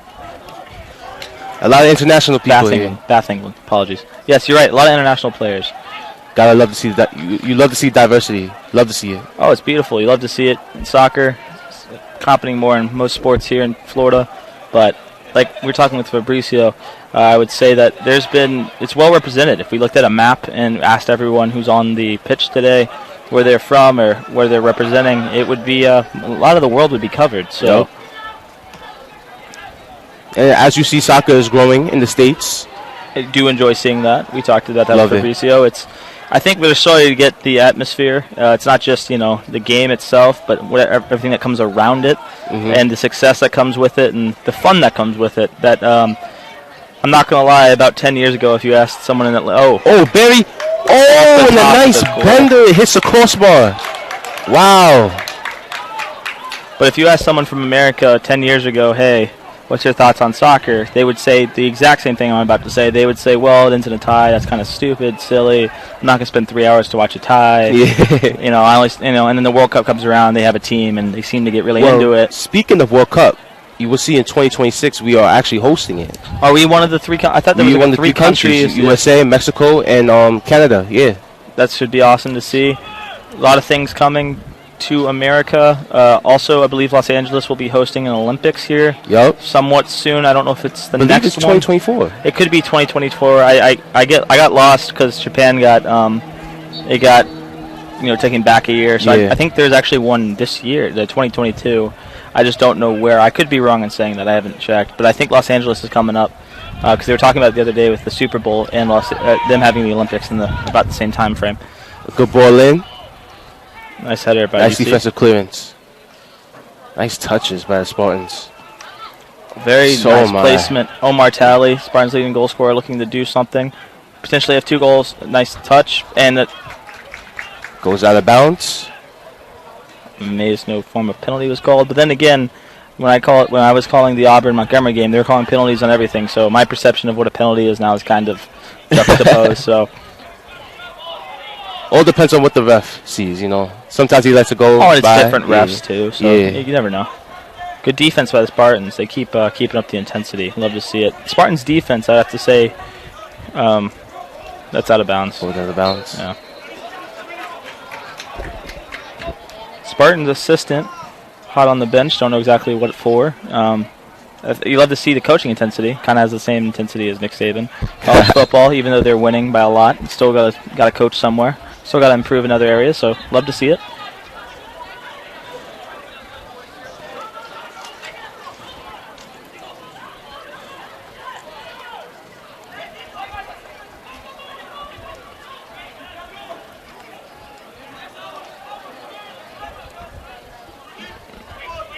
Barry looking to create some form of offense, nothing being created, and a penalty on number 15 for the Spartans. It never seems to shock me how much soccer players seem to always ask why a penalty called, even if it's obvious. And I never want to talk about flopping because just in case someone actually is hurt. Yep. But it seems to be a huge part of the game, and I don't see it going anywhere anytime soon. Well, actually, some of them actually act, Yeah, some of them do. Like I said, if I called it and they actually are hurt, I'm gonna look like the worst person here. So and now I don't want to do that. You see that translating to basketball now as they try to set yeah. a foul. Yeah. And if a referee's going to call it, I understand from their perspective. Why not try to get the call? Yeah. Why wouldn't you? Of course. Helps your team. Can be frustrating, though, for the opponent. Gotta be.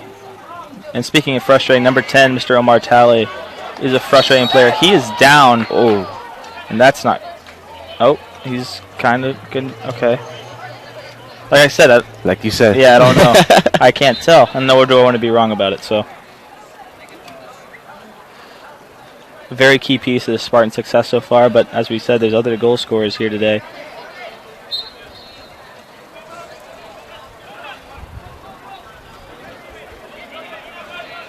Mr. Sala, a huge bright spot for the Spartans. Also number 9, Sanchez too. Yes, you're right. You were saying?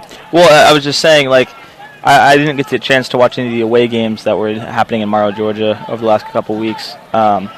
But I've seen all the home games, and I would say between Omar Talley and Juancho Fernandez, probably the two star players for the Spartans. Sean Quinn also gets some recognition for his awesome defense. Very well done. Also, our goalkeeper has done a fantastic job. The Spartans' whole team is really doing an awesome job, but there's some of the key players to today's match.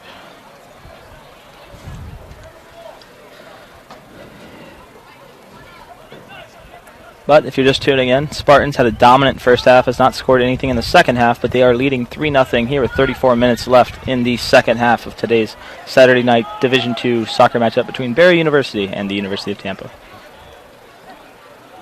Oh, nice dribbling.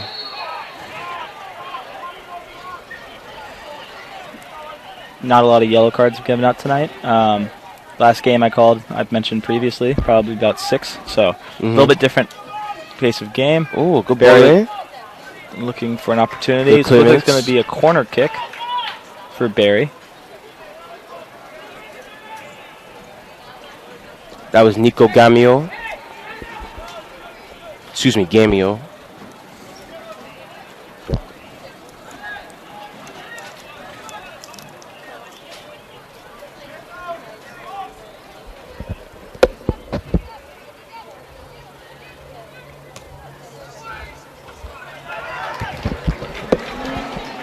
Nice header by the Spartans to clear it. Barry looking to they're trying again. Cross. Oh, he's in! And it's a goal. Wow. Barry. Now we have a little bit more of a ball game, folks. There is 32:56 remaining here in the Here we second. go. But Here we go. Now we have a little competition. Look, as much as I am a Spartans fan, it's nice to see a competitive game.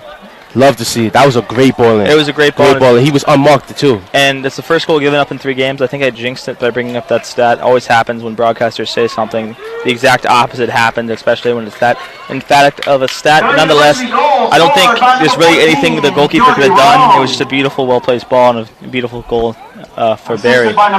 First ball they gave up in 3 games. Let's see how they rebound. I'm assuming that's what the Spartan coach is going to be looking for. How do we respond to any form of adversity? Maybe not losing, but goals scored on us, anything that happens to us, how do we respond? Because Barry is pushing. They have some energy now. They feel a little bit of life, and only 2 more to go till they're tied. So, and we do have overtime, folks. I do want to say if you are here in some odd reason, it does go to overtime. Stay. That was a question of West Florida. I didn't know if they had overtime or how it worked, but there is a 10-minute overtime, and then after that, it would be considered a tie if no one does score.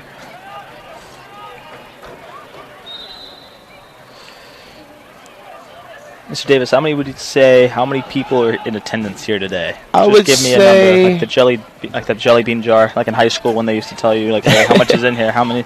I could say almost 100, maybe. I would say over 100. Probably. Over 100? I would say close to 240, 50, maybe 300, or maybe I'm just. See, it's a funny thing when you see a group of people, you either go, this is either 100 people or 1,000, and I don't know. What's good is to see a lot of people coming out for the sport that they love. It's very nice to see, especially after a year with no fans. Of course, due to COVID. Now, with that being said, Barry kicks a line drive right to the man from Ireland, Sean Quinn. Pushes inside. Nothing called. Looks like a little bit of an awkward thing. To Omar Talley. Beautiful stop. Dribbles, looking for something. Pushes it outside, number 4. Pushes it inside to Mr.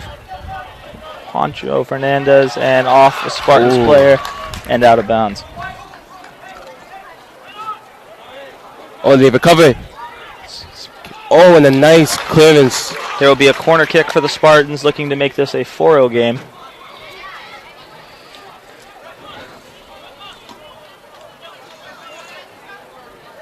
Corner kick, Tampa, number 4, Nico Gamio. Who will be taking the corner kick. Quick pass in. Smart play. Trying to keep Barry on their toes. Kick inside. Curved off a player. Number 20 for Tampa. Looking to hit a little low drive. Right to the goalkeeper for Barry. Barry trying to rush, knowing they have 30 minutes left to score 2 goals or potentially 3 goals. 2 to tie, 3 to win. And Barry's bench definitely not agreeing with that call. Well, it's called on both sides. I've never seen that before in my young broadcasting career playing for soccer, but they've called it on both sides. Does that happen often in soccer? I'm not sure. I honestly, it goes to one way or the other, you know. Usually it's one or the other. Yeah, usually it's one or the other. What made the other? Almost a high boot on that. Oh, nice dribbling! Wow. Nice play. Looked like good recovery by the Spartans, though. Smart move, kicking it to the goaltender for the Spartans. He kicks it, a line drive, carrying to number 4. Looks for a header, hits it right to the bench. Pushes it back. Barry looking with a little bit of intensity. Spartans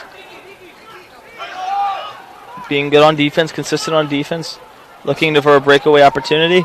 Oh. Nice stop by... Seems like most of the possessions on the close side of the pitch, you know? Yeah, exactly. Not very. I think that happens quite often here. I don't know why. Not a lot of things happening on the away side. We're saying away side from us would be the closer to the blue building. Yeah, because number 4 backer, Nico Gamio, he's covering a lot of coverage up and down the pitch. It is. Potential scoring chance here for Barry. And good defensive play. Are they saying there's a penalty on... Is it penalty? On... You're saying Barry? Is it going to be a goal kick? It's going to be a corner kick. Corner kick. Sometimes we're trying to get information down from the field, but good job by our cameraman for spotting that. Shout out to everyone helping out, making this thing a real possibility here at Tampa, everyone. Shout out to you, David. Shout out to the cameraman. Shout out to Mr. Colby. Shout out to everyone in the booth with all the stats and all that. We appreciate you and we yes, sir. Respect your efforts. That should be a penalty against Mr. Sean Quinn. Or, yeah, against him. Yep. And it's a yellow card. Is that a red card? Card is in charge of Barry number 18, Lucas Silva. I thought it was the second yellow card. My apologies, folks. Let's hope he doesn't get a second yellow card. Yeah, let's not hope for that. As much as we are a fan of the Spartans, we do not want to see anyone leave the pitch unless an egregious action occurs. But sometimes that happens in soccer. I've only seen it once in my life. It was in high school freshman year. Guy threw a punch. It was interesting. Nonetheless. What were you saying, Mr. Davis? Let's see what Barry could do in this possession. I really feel that they're feeling optimistic now that they're down by 2, but they have still a chance to go. They had time left. Yeah, anything is possible. I don't want to see it happen as a Spartans fan. As you can see, the momentum has built up. You're correct. There is a lot of momentum on Barry's side. Nice kick to the middle. Obviously, these are college athletes, but it always impresses me how they can just stop a ball with their feet just on a... Oh, nice press, no one home. Oh, it's just too far. How they can stop a ball in the air, a line drive, just stop it in its tracks and just... I know, it's impressive to me, nonetheless. They're gifted with beautiful touches. Beautiful touches, that is true.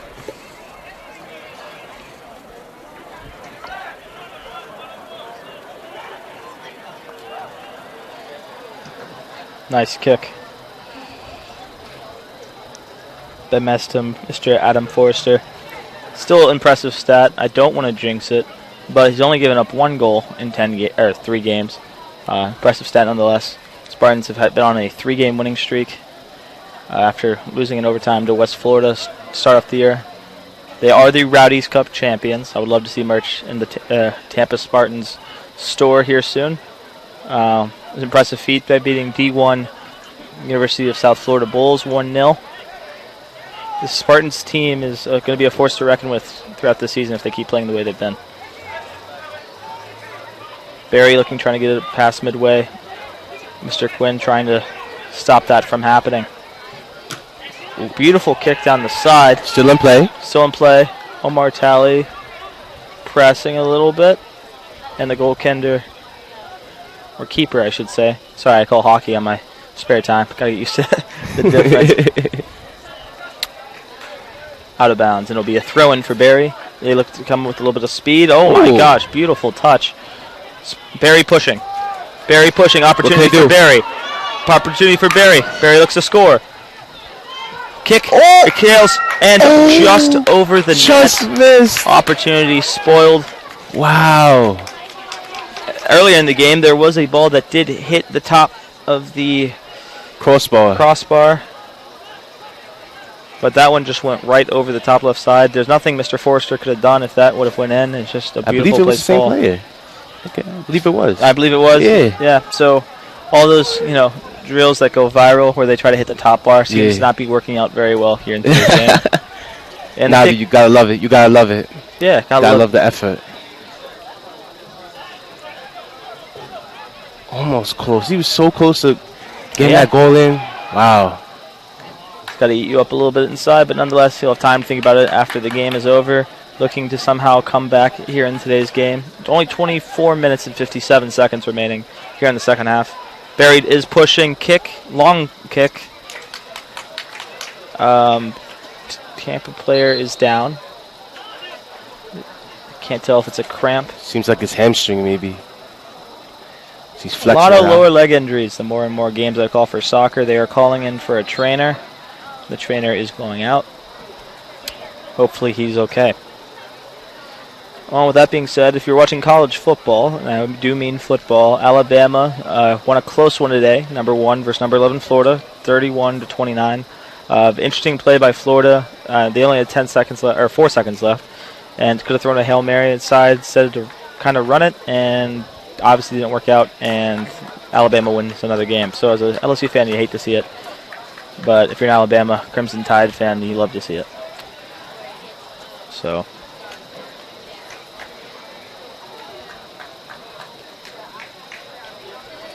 Another big game tonight. Number 22 Auburn will be taking on Penn State for the whiteout game that everyone looks forward to every year up in Happy Valley. It'll be interesting to see what they do, as Auburn and Penn State are both on the outside looking in, usually for college football playoff spots. With Ohio State going down early here in the young season against Oregon, Penn State has a chance to potentially win the Big Ten. The player is up.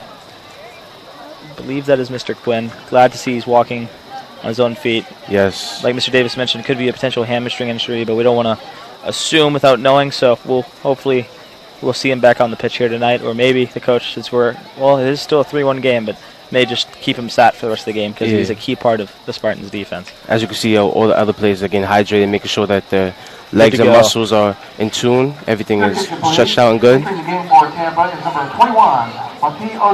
Well, for anyone watching this live stream, most people do know that Tampa is just a hot, humid place because, like I said, it rains, it stops, it rains, it stops, and it's hot year-round. So soccer players running this full length of the field, it happens quite a bit where ankle injuries and cramps happen a good bit. So we hope that's all that is, and we see him back out on the pitch.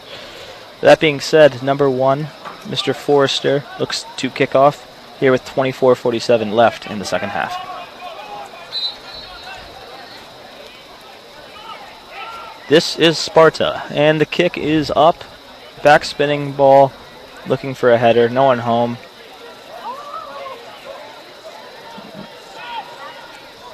Very Mr. showing Sala. intensity. What's that, Mr. Davis? Very showing intensity. Number 11 for the Spartans, Mr. Sala.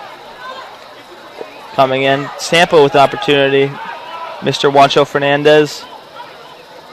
Let's see what Sala can do. Let's see what Sala can do. Sala had a nice goal earlier. Like I said, I don't know if he scored in Morrow, Georgia when they played. My apologies for not knowing that, but it was a very impressive goal. And he also had another beautiful touch early in the game. So. Oh, yes. So the man is good at his craft. Sala's beautiful bender right out the box, 18 yards. Beautiful opportunity.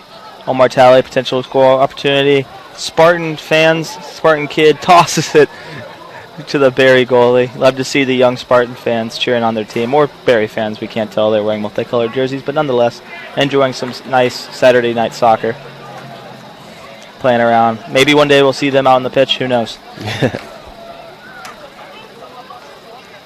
Barry with a low line drive. Oh, good ball. Potential opportunity here for Barry. Barry kicks. Oh, just crossbar! Wow! If you're a Barry fan, you just hate to see it. That's the second time tonight. Third close call for Barry. Wow. Intensity picking up for Barry. Barry looks inside, looks for a person inside. No one home, no one there.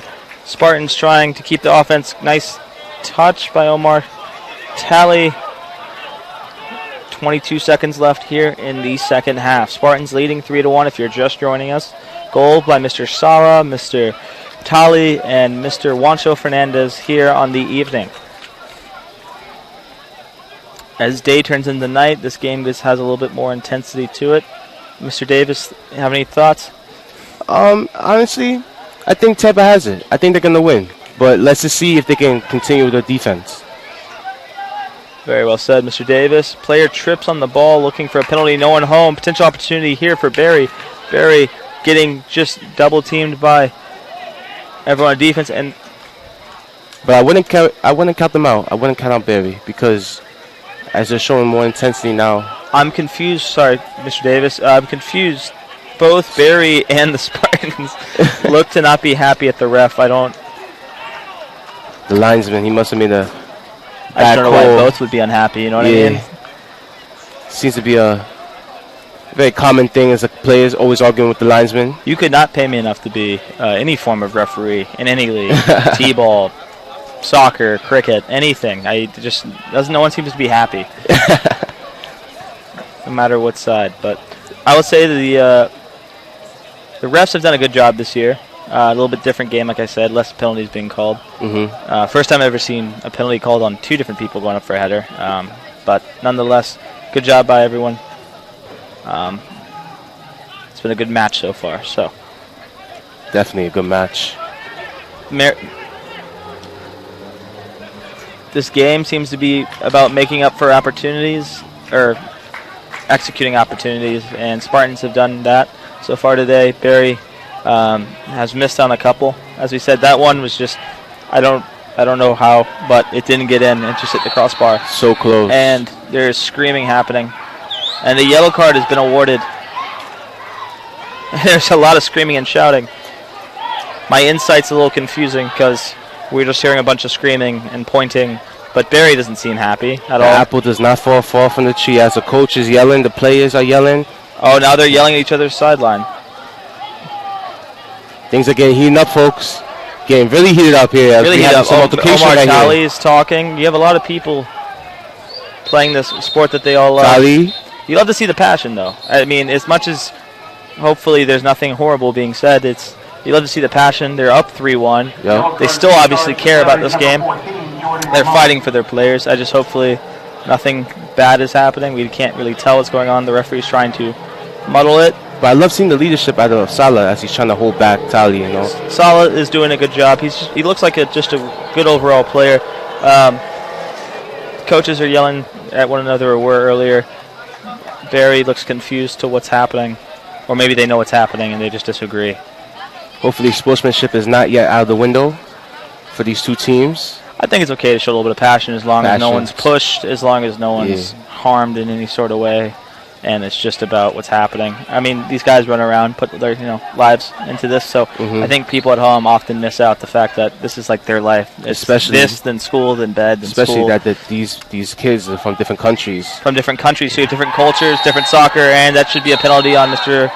Omar Talley. He's a passionate dude, so this game looks like it's got some more energy brought into it. He was definitely looking for something for more. Omar Talley looking to possibly score. Opportunity! Wide left. That would have been a big opportunity to potentially quiet the opposing crowd and silence the opponents too. That was a good opportunity to score. Just missed. Potential chance to ice the game. Barry has an opportunity to somehow score 2 in the next 20 minutes. You could hear Mr. Davis yelling into the mic. It was so close.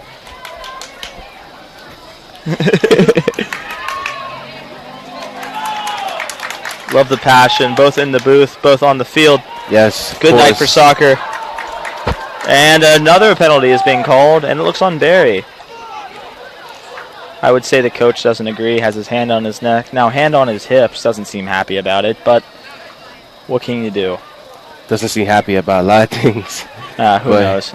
You never want to speculate, but nonetheless, Spartans number 22 passes it back to Mr. Forrester.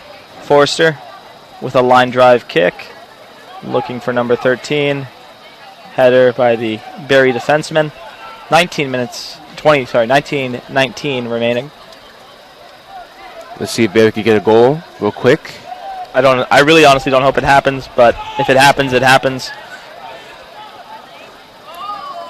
Would be very interesting. It would be more interesting, I will say that. Number 30 could have scored 2 goals. But like Mr. Could have been a totally different game. You're correct on that. I would say me and Mr. Fabrizio were talking about earlier,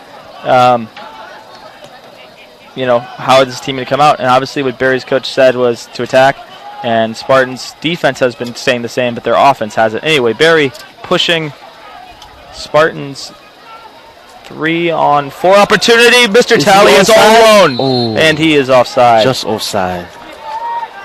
I should have seen that coming. Ball's put down. Ball's kicked.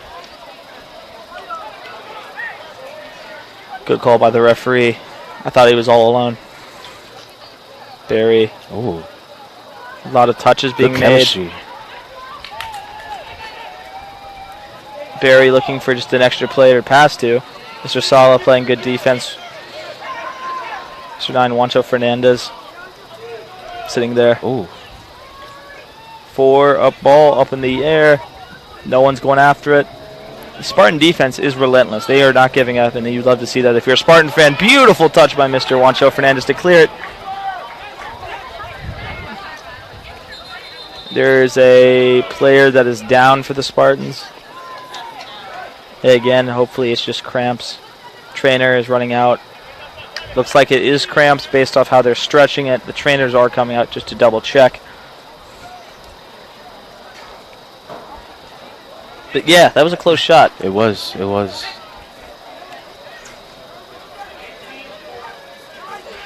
Just praying all these players are hydrated and healthy. Well, as it is nighttime in Tampa, nice to see such a awesome crowd in attendance for the Spartans, supporting their Spartans here on a Saturday night. Hopefully everyone's getting their studies in if they can, or doing what they need to do for next week. The school year is actually, I'd probably say, officially started about a week and a half in, where we've actually been doing some schoolwork for real. We have syllabus week here, but I don't want to say many people get a lot of things done in syllabus week, but nonetheless.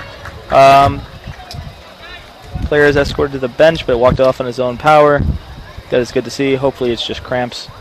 And looks like to entering the game, the man who seems to have walked on the team from the men's club, number 33 and number 18 for the Spartans, look to enter the game.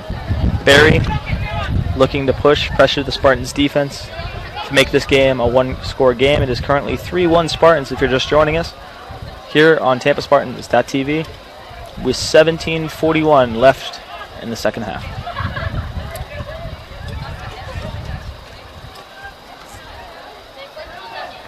I don't know why they pushed it back to the goalkeeper. Couldn't find a spot in the defense.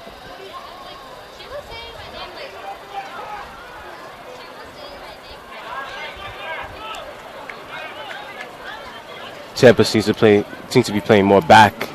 That's true. They're trying to play a little bit more preventive defense. Cross inside. Nice stop by number 2 for the Spartans. Good defense.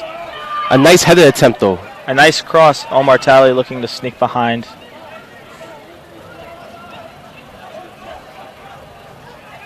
Spartans. Oh, beautiful pass to the Mr. Juancho Fernandez.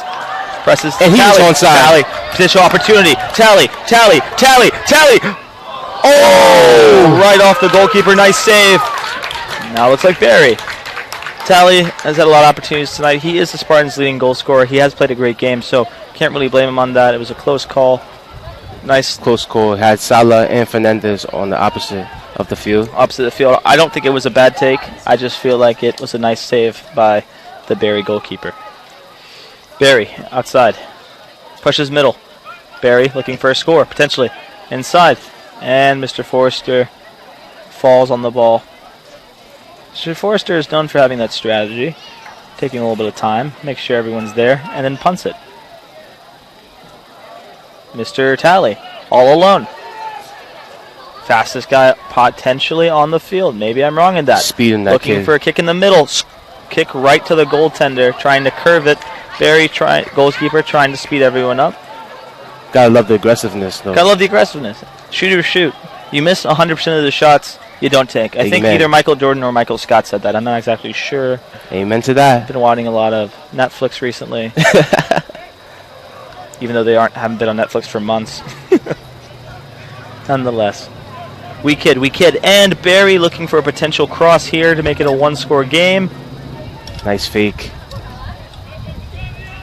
God, the Spartans defense just doing a fantastic job of not really giving Barry the easy opportunities. Barry's chemistry is definitely there. You could definitely see their chemistry has gotten a lot better, I would say, since the first half. First off, they didn't really do much of anything, and now they understand the game is at stake with 15 minutes remaining here in the second half.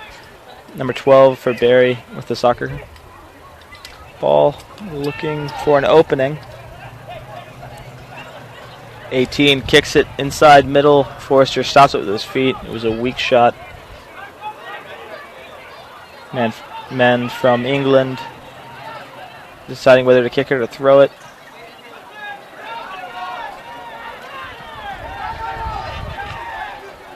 Just chucks it.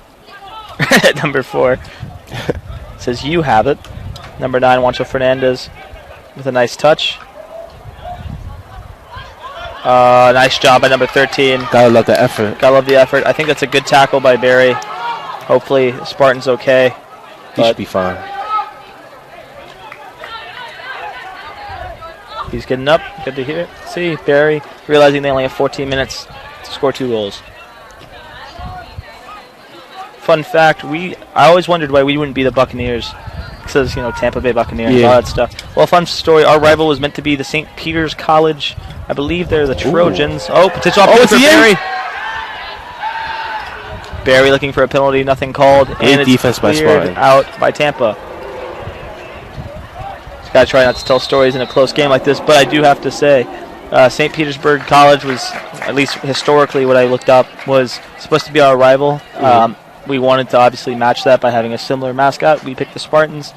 Nonetheless, Barry got the Buccaneers, and that's how that goes. I like the Spartans. It's good. We have a good color scheme, good colorway.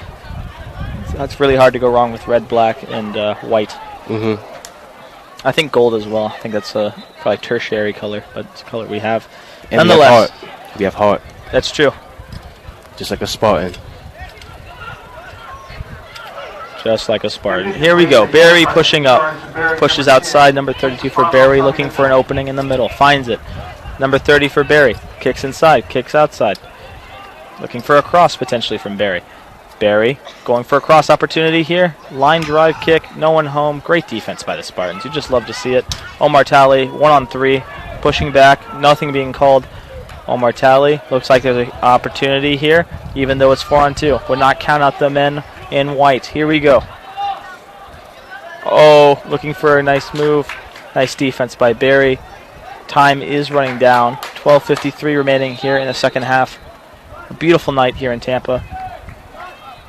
Of course, as soon as I say that, there's probably going to be lightning and rain, but as of right now, still a nice night out here in Tampa. Nice night to watch some Division II soccer. Spartans looking to win 4 straight. I say 5 on the year, but And for Tampa, entering the game is number 18, Philip Muller, replacing number 21, Fontillo Ziggy.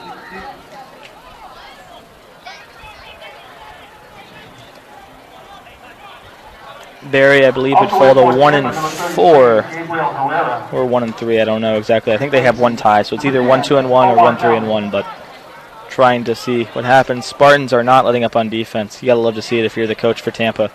Mr. Smith's got a great game so far. Number 18 pressing. Oh, the man who is on. Oh, good pass. Oh, potential scoring chance. Oh, and he is not. Nice to see a little play from the man who was on the men's club team here in Tampa. Got moved up to the actual club, and it's just a good story that you love to see happen. Good story. If you put good work and determination and don't give up, you too could also be a part of this amazing squad of international players. Barry looking to look for some form of cross. Oh, potential opportunity here for Barry. Oh. Great defense by the Spartans. But a nice volley attempt by number 30, man. He's an all-star for that team. Tampa. Nice clear. Looking for a header. I don't know if that's a good penalty there. Nonetheless, it's still a penalty. It's tough on these jump balls. Kind of fell into him, but nonetheless, they call it. Barry with some intensity. Kicks middle. 36. Oh, bicycle attempt. A bicycle kick attempt. Wow. Wide left of the net. Number 30. Looking like Steph Curry. Wow. Exactly like Steph Curry.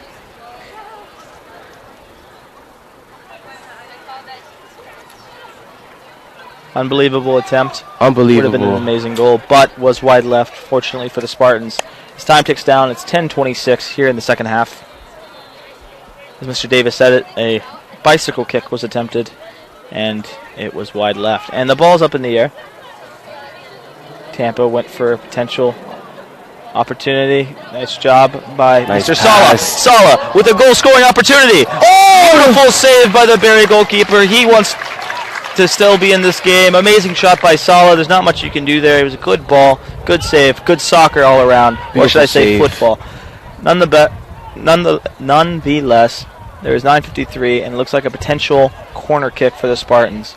Spartans. Tampa corner kick, number 13, Ronaldo, the carry. Taking time, putting the ball down. Potential goal-scoring opportunity here for the Spartans. And the ball has been kicked right at a Barry defender. Now it is, if they keep pushing, well, now it looks like 3-on-5. Spartans defense is fast. Forrester coming out of the goal. And it looks like ball kicked out of bounds. Spartans just look to do anything to make the time click down as they have a 2-goal lead. Barry looking for some form of player to throw to. I don't know if there's a second count. Just throws it in the middle of a crowd. There's Fernandez.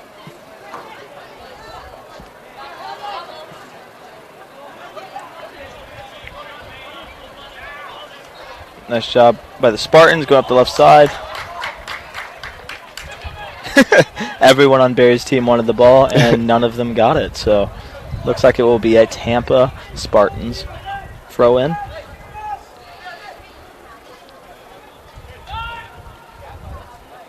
Potential opportunity here for the Spartans. Smart move to just sit back, wait the time. Good, smart move by number 33 for the Spartans. It's going to be another throw-in. Not a corner kick? Throw-in. Throw-in. Throw-in for the Spartans. Time is ticking down. 8 minutes remaining here in the ballgame. Spartans are leading 3-1. Potential penalty. They're just playing corner soccer. Wow, he's faster than dazzling. Yeah, it should be a penalty, and it is. Yeah, it is. 7:49 remaining here in the second half. Barry's got to have a little bit more intensity here if they want to somehow score 2 goals. They have to come up with something real quick. I don't believe there's extra time in D2 soccer. I'm pretty sure the time that's left is the time that is given. I believe in the playoffs they do that. In the playoffs they do more, but we are in a regular season. But that would be if they were tied. Of course, of course. No, there's still extra time. Yeah. If the game is tied, of course, but extra just time extra if the ref time. decides to have extra time. Yeah, but I don't know. I haven't seen that happen yet. Don't so think that happens. I think it's just once the timer goes With out. the time's given, yeah. Barry would love to have that in this game. Of course they would. 30 inside. Nice defensive play for the Spartans. Spartans' defense really has been very impressive here on the young season. Oh, nice. It should be a penalty against number 30, and it is. And it looks like, did he give him a yellow card? And she does. Spartans fan agree with the call. And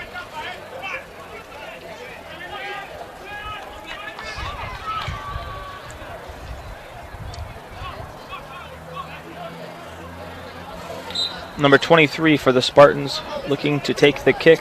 He steps, he kicks. Nice line drive down the left side. Barry, number 33, doing a nice job on defense for the Spartans. Barry coming down the left side, actually going middle, looking for someone home. Nice header by Spartans defenseman.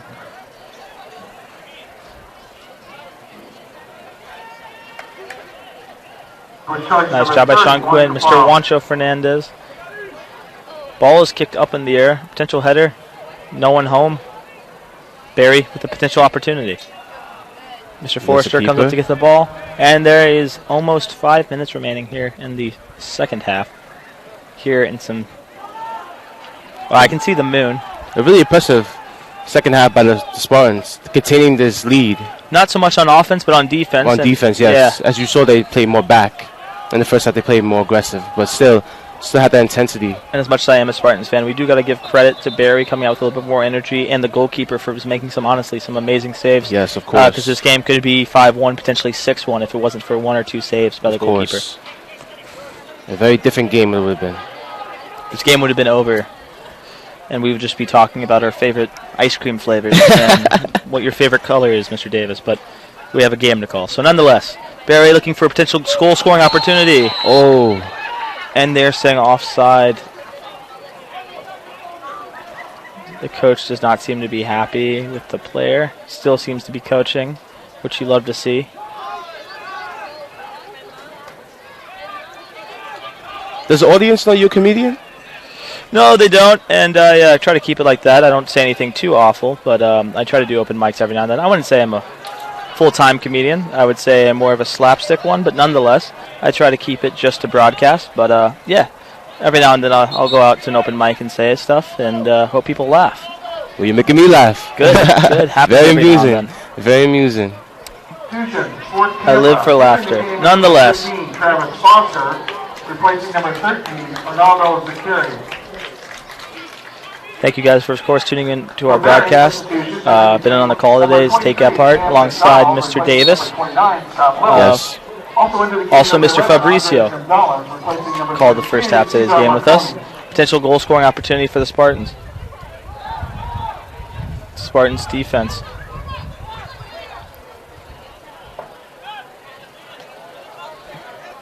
Barry looking to somehow score 2 goals in 4 minutes. Don't think they could do it though. Maybe one more. Maybe one more push. Potentially one more push. They, if they had to score 4 goals in 4 minutes, we know a 4-for-4 isn't happening, especially this time of night. If you've been to Wendy's anytime recently, but number 36 for Barry kicks it to number 30. 30 looks to do something, but the Spartans' defense is just showing out. Really, any type of offense Barry's tried to throw out there. Ooh, no penalty called, but if people tell you that soccer isn't physical, they've been lying to you. They've been lying. Lover and Mr. Sala, hopefully everyone's okay in that. It was a hard contact play. I don't think it was a foul. I just think they just kind of fell into one another. Or hit into one another, I don't know. It was pretty physical. Looks like they lost a little bit of breath. Hopefully he's okay. Ball's going out of bounds. Coach holding the ball. 15 still down. I think they're going to call it a trainer. Yeah, that was a pretty hard hit. They don't have pads on folks like in American football, so hopefully all it was is a loss of air or something. All they have is shin guards. We don't want to speculate, of course, so with times left, Mr. Davis, what's your thoughts on the rest of this game?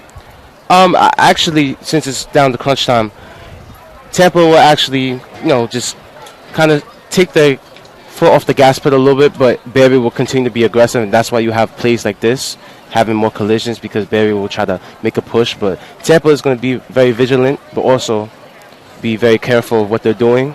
But I say nothing's going to go on, and it will be 3-1 as a result. Okay, cool. Nice prediction. Hopefully we don't jinx it. I'm always terrified to give a prediction or give a score like I've done, because like I said earlier, I said the man hasn't given up a goal in 3 games, and of course minutes after it happened. So I'm optimistic, Tampa is going to try to take time off the clock, which would be the smart move. Number 15 for the Spartans is gingerly walking off. He's holding the trainer. Hopefully he is okay. We wish him the best. Entering the game for the Spartans, number 23, Dominic Camiglio. Praise up for number 15. I'm hoping he's fine. He's back on the ground. Trainers are working on him. Barry with the ball. Kicks outside, right at a Spartans bench.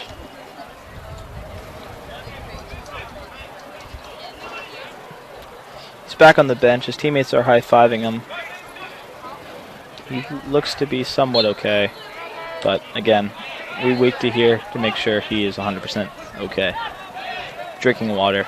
So I think he's... Well, they await what happens. Anyway, Barry pushing, potentially trying to score 2 goals in 2 minutes. Tampa, just keep saying no. We will not give you that chance. We will not give you that opportunity. I don't know if you've ever heard the famous saying, defense does win championships. So yes. Not trying to jinx anything, but the defense has been nothing but solid for the Spartans this year. And that's why they are up, because defense creates offense. Exactly, and their offense has been executing very well. Nice play. job by the man. Number 33, nice pass to Mr. Juancho Fernandez. Juancho Fernandez going down the left side. Potential foul opportunity. Oh, that's a foul from number 33. He's playing good defense. He's showing a lot of passion. You love to see it. Love to see it. He's getting some experience. Especially during the end of the game, because usually a team would kind of chill back, and they're still trying to make a They're still last trying to push. make it happen. This is a rivalry game. This is a Sunshine State Conference game between the two teams. Very heated game, as we've seen. Sunshine State rivalries tend to be very heated, for those who don't know. But I'm assuming if you're watching this broadcast, you know a good bit about some of the rivalries happening in the Sunshine State Conference.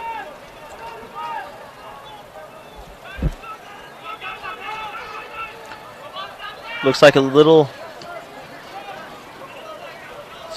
Barry trying to somehow score. There was only 1:10 left here in today's ball game. Spartans looking to somehow still score another goal. But honestly, there is 1 minute remaining here in tonight's Saturday night Sunshine State Conference game of the week, I could say. Beautiful pass by a Barry offenseman, or defenseman, I should say. I believe that's Mr. Sala. They're looking for a foul. 45 seconds remaining here in the Saturday night Sunshine State Conference matchup. And folks, if you're tuned in, we thank you for joining both me and Mr. Davis, definitely, thank you. As well as Mr. Fabricio on the call. We really do appreciate you guys tuning in. If you can't make that to the ball game, or match, or pitch, as we should say. If you were, in a dorm room, hopefully you've had a good week. We love good weeks here at Tampa. We wish you all nothing but the best. The game of the the man of the match, I would say, in my opinion, Mr. Omar Talley. You can hear the PA announcer counting us down. So 3, 2, 1, and your Spartans have won 4 in a row. Your Tampa Spartans have beaten the Barry University Buccaneers 3-1 here on some beautiful Saturday evening soccer. Amazing job by Mr. Omar Talley, Mr. Juancho Fernandez, and a Mr. Sala, all scoring goals tonight. Man of the match, Omar Talley. Mr. Davis, any thoughts before we head off? Just a great game. I appreciate you guys for coming out, and I hope to see you guys. Hope everyone's doing well. We're better together than apart. Thank you guys for tuning in. Have a nice night. Fans of the Buccaneers and the Spartans, we appreciate your attendance.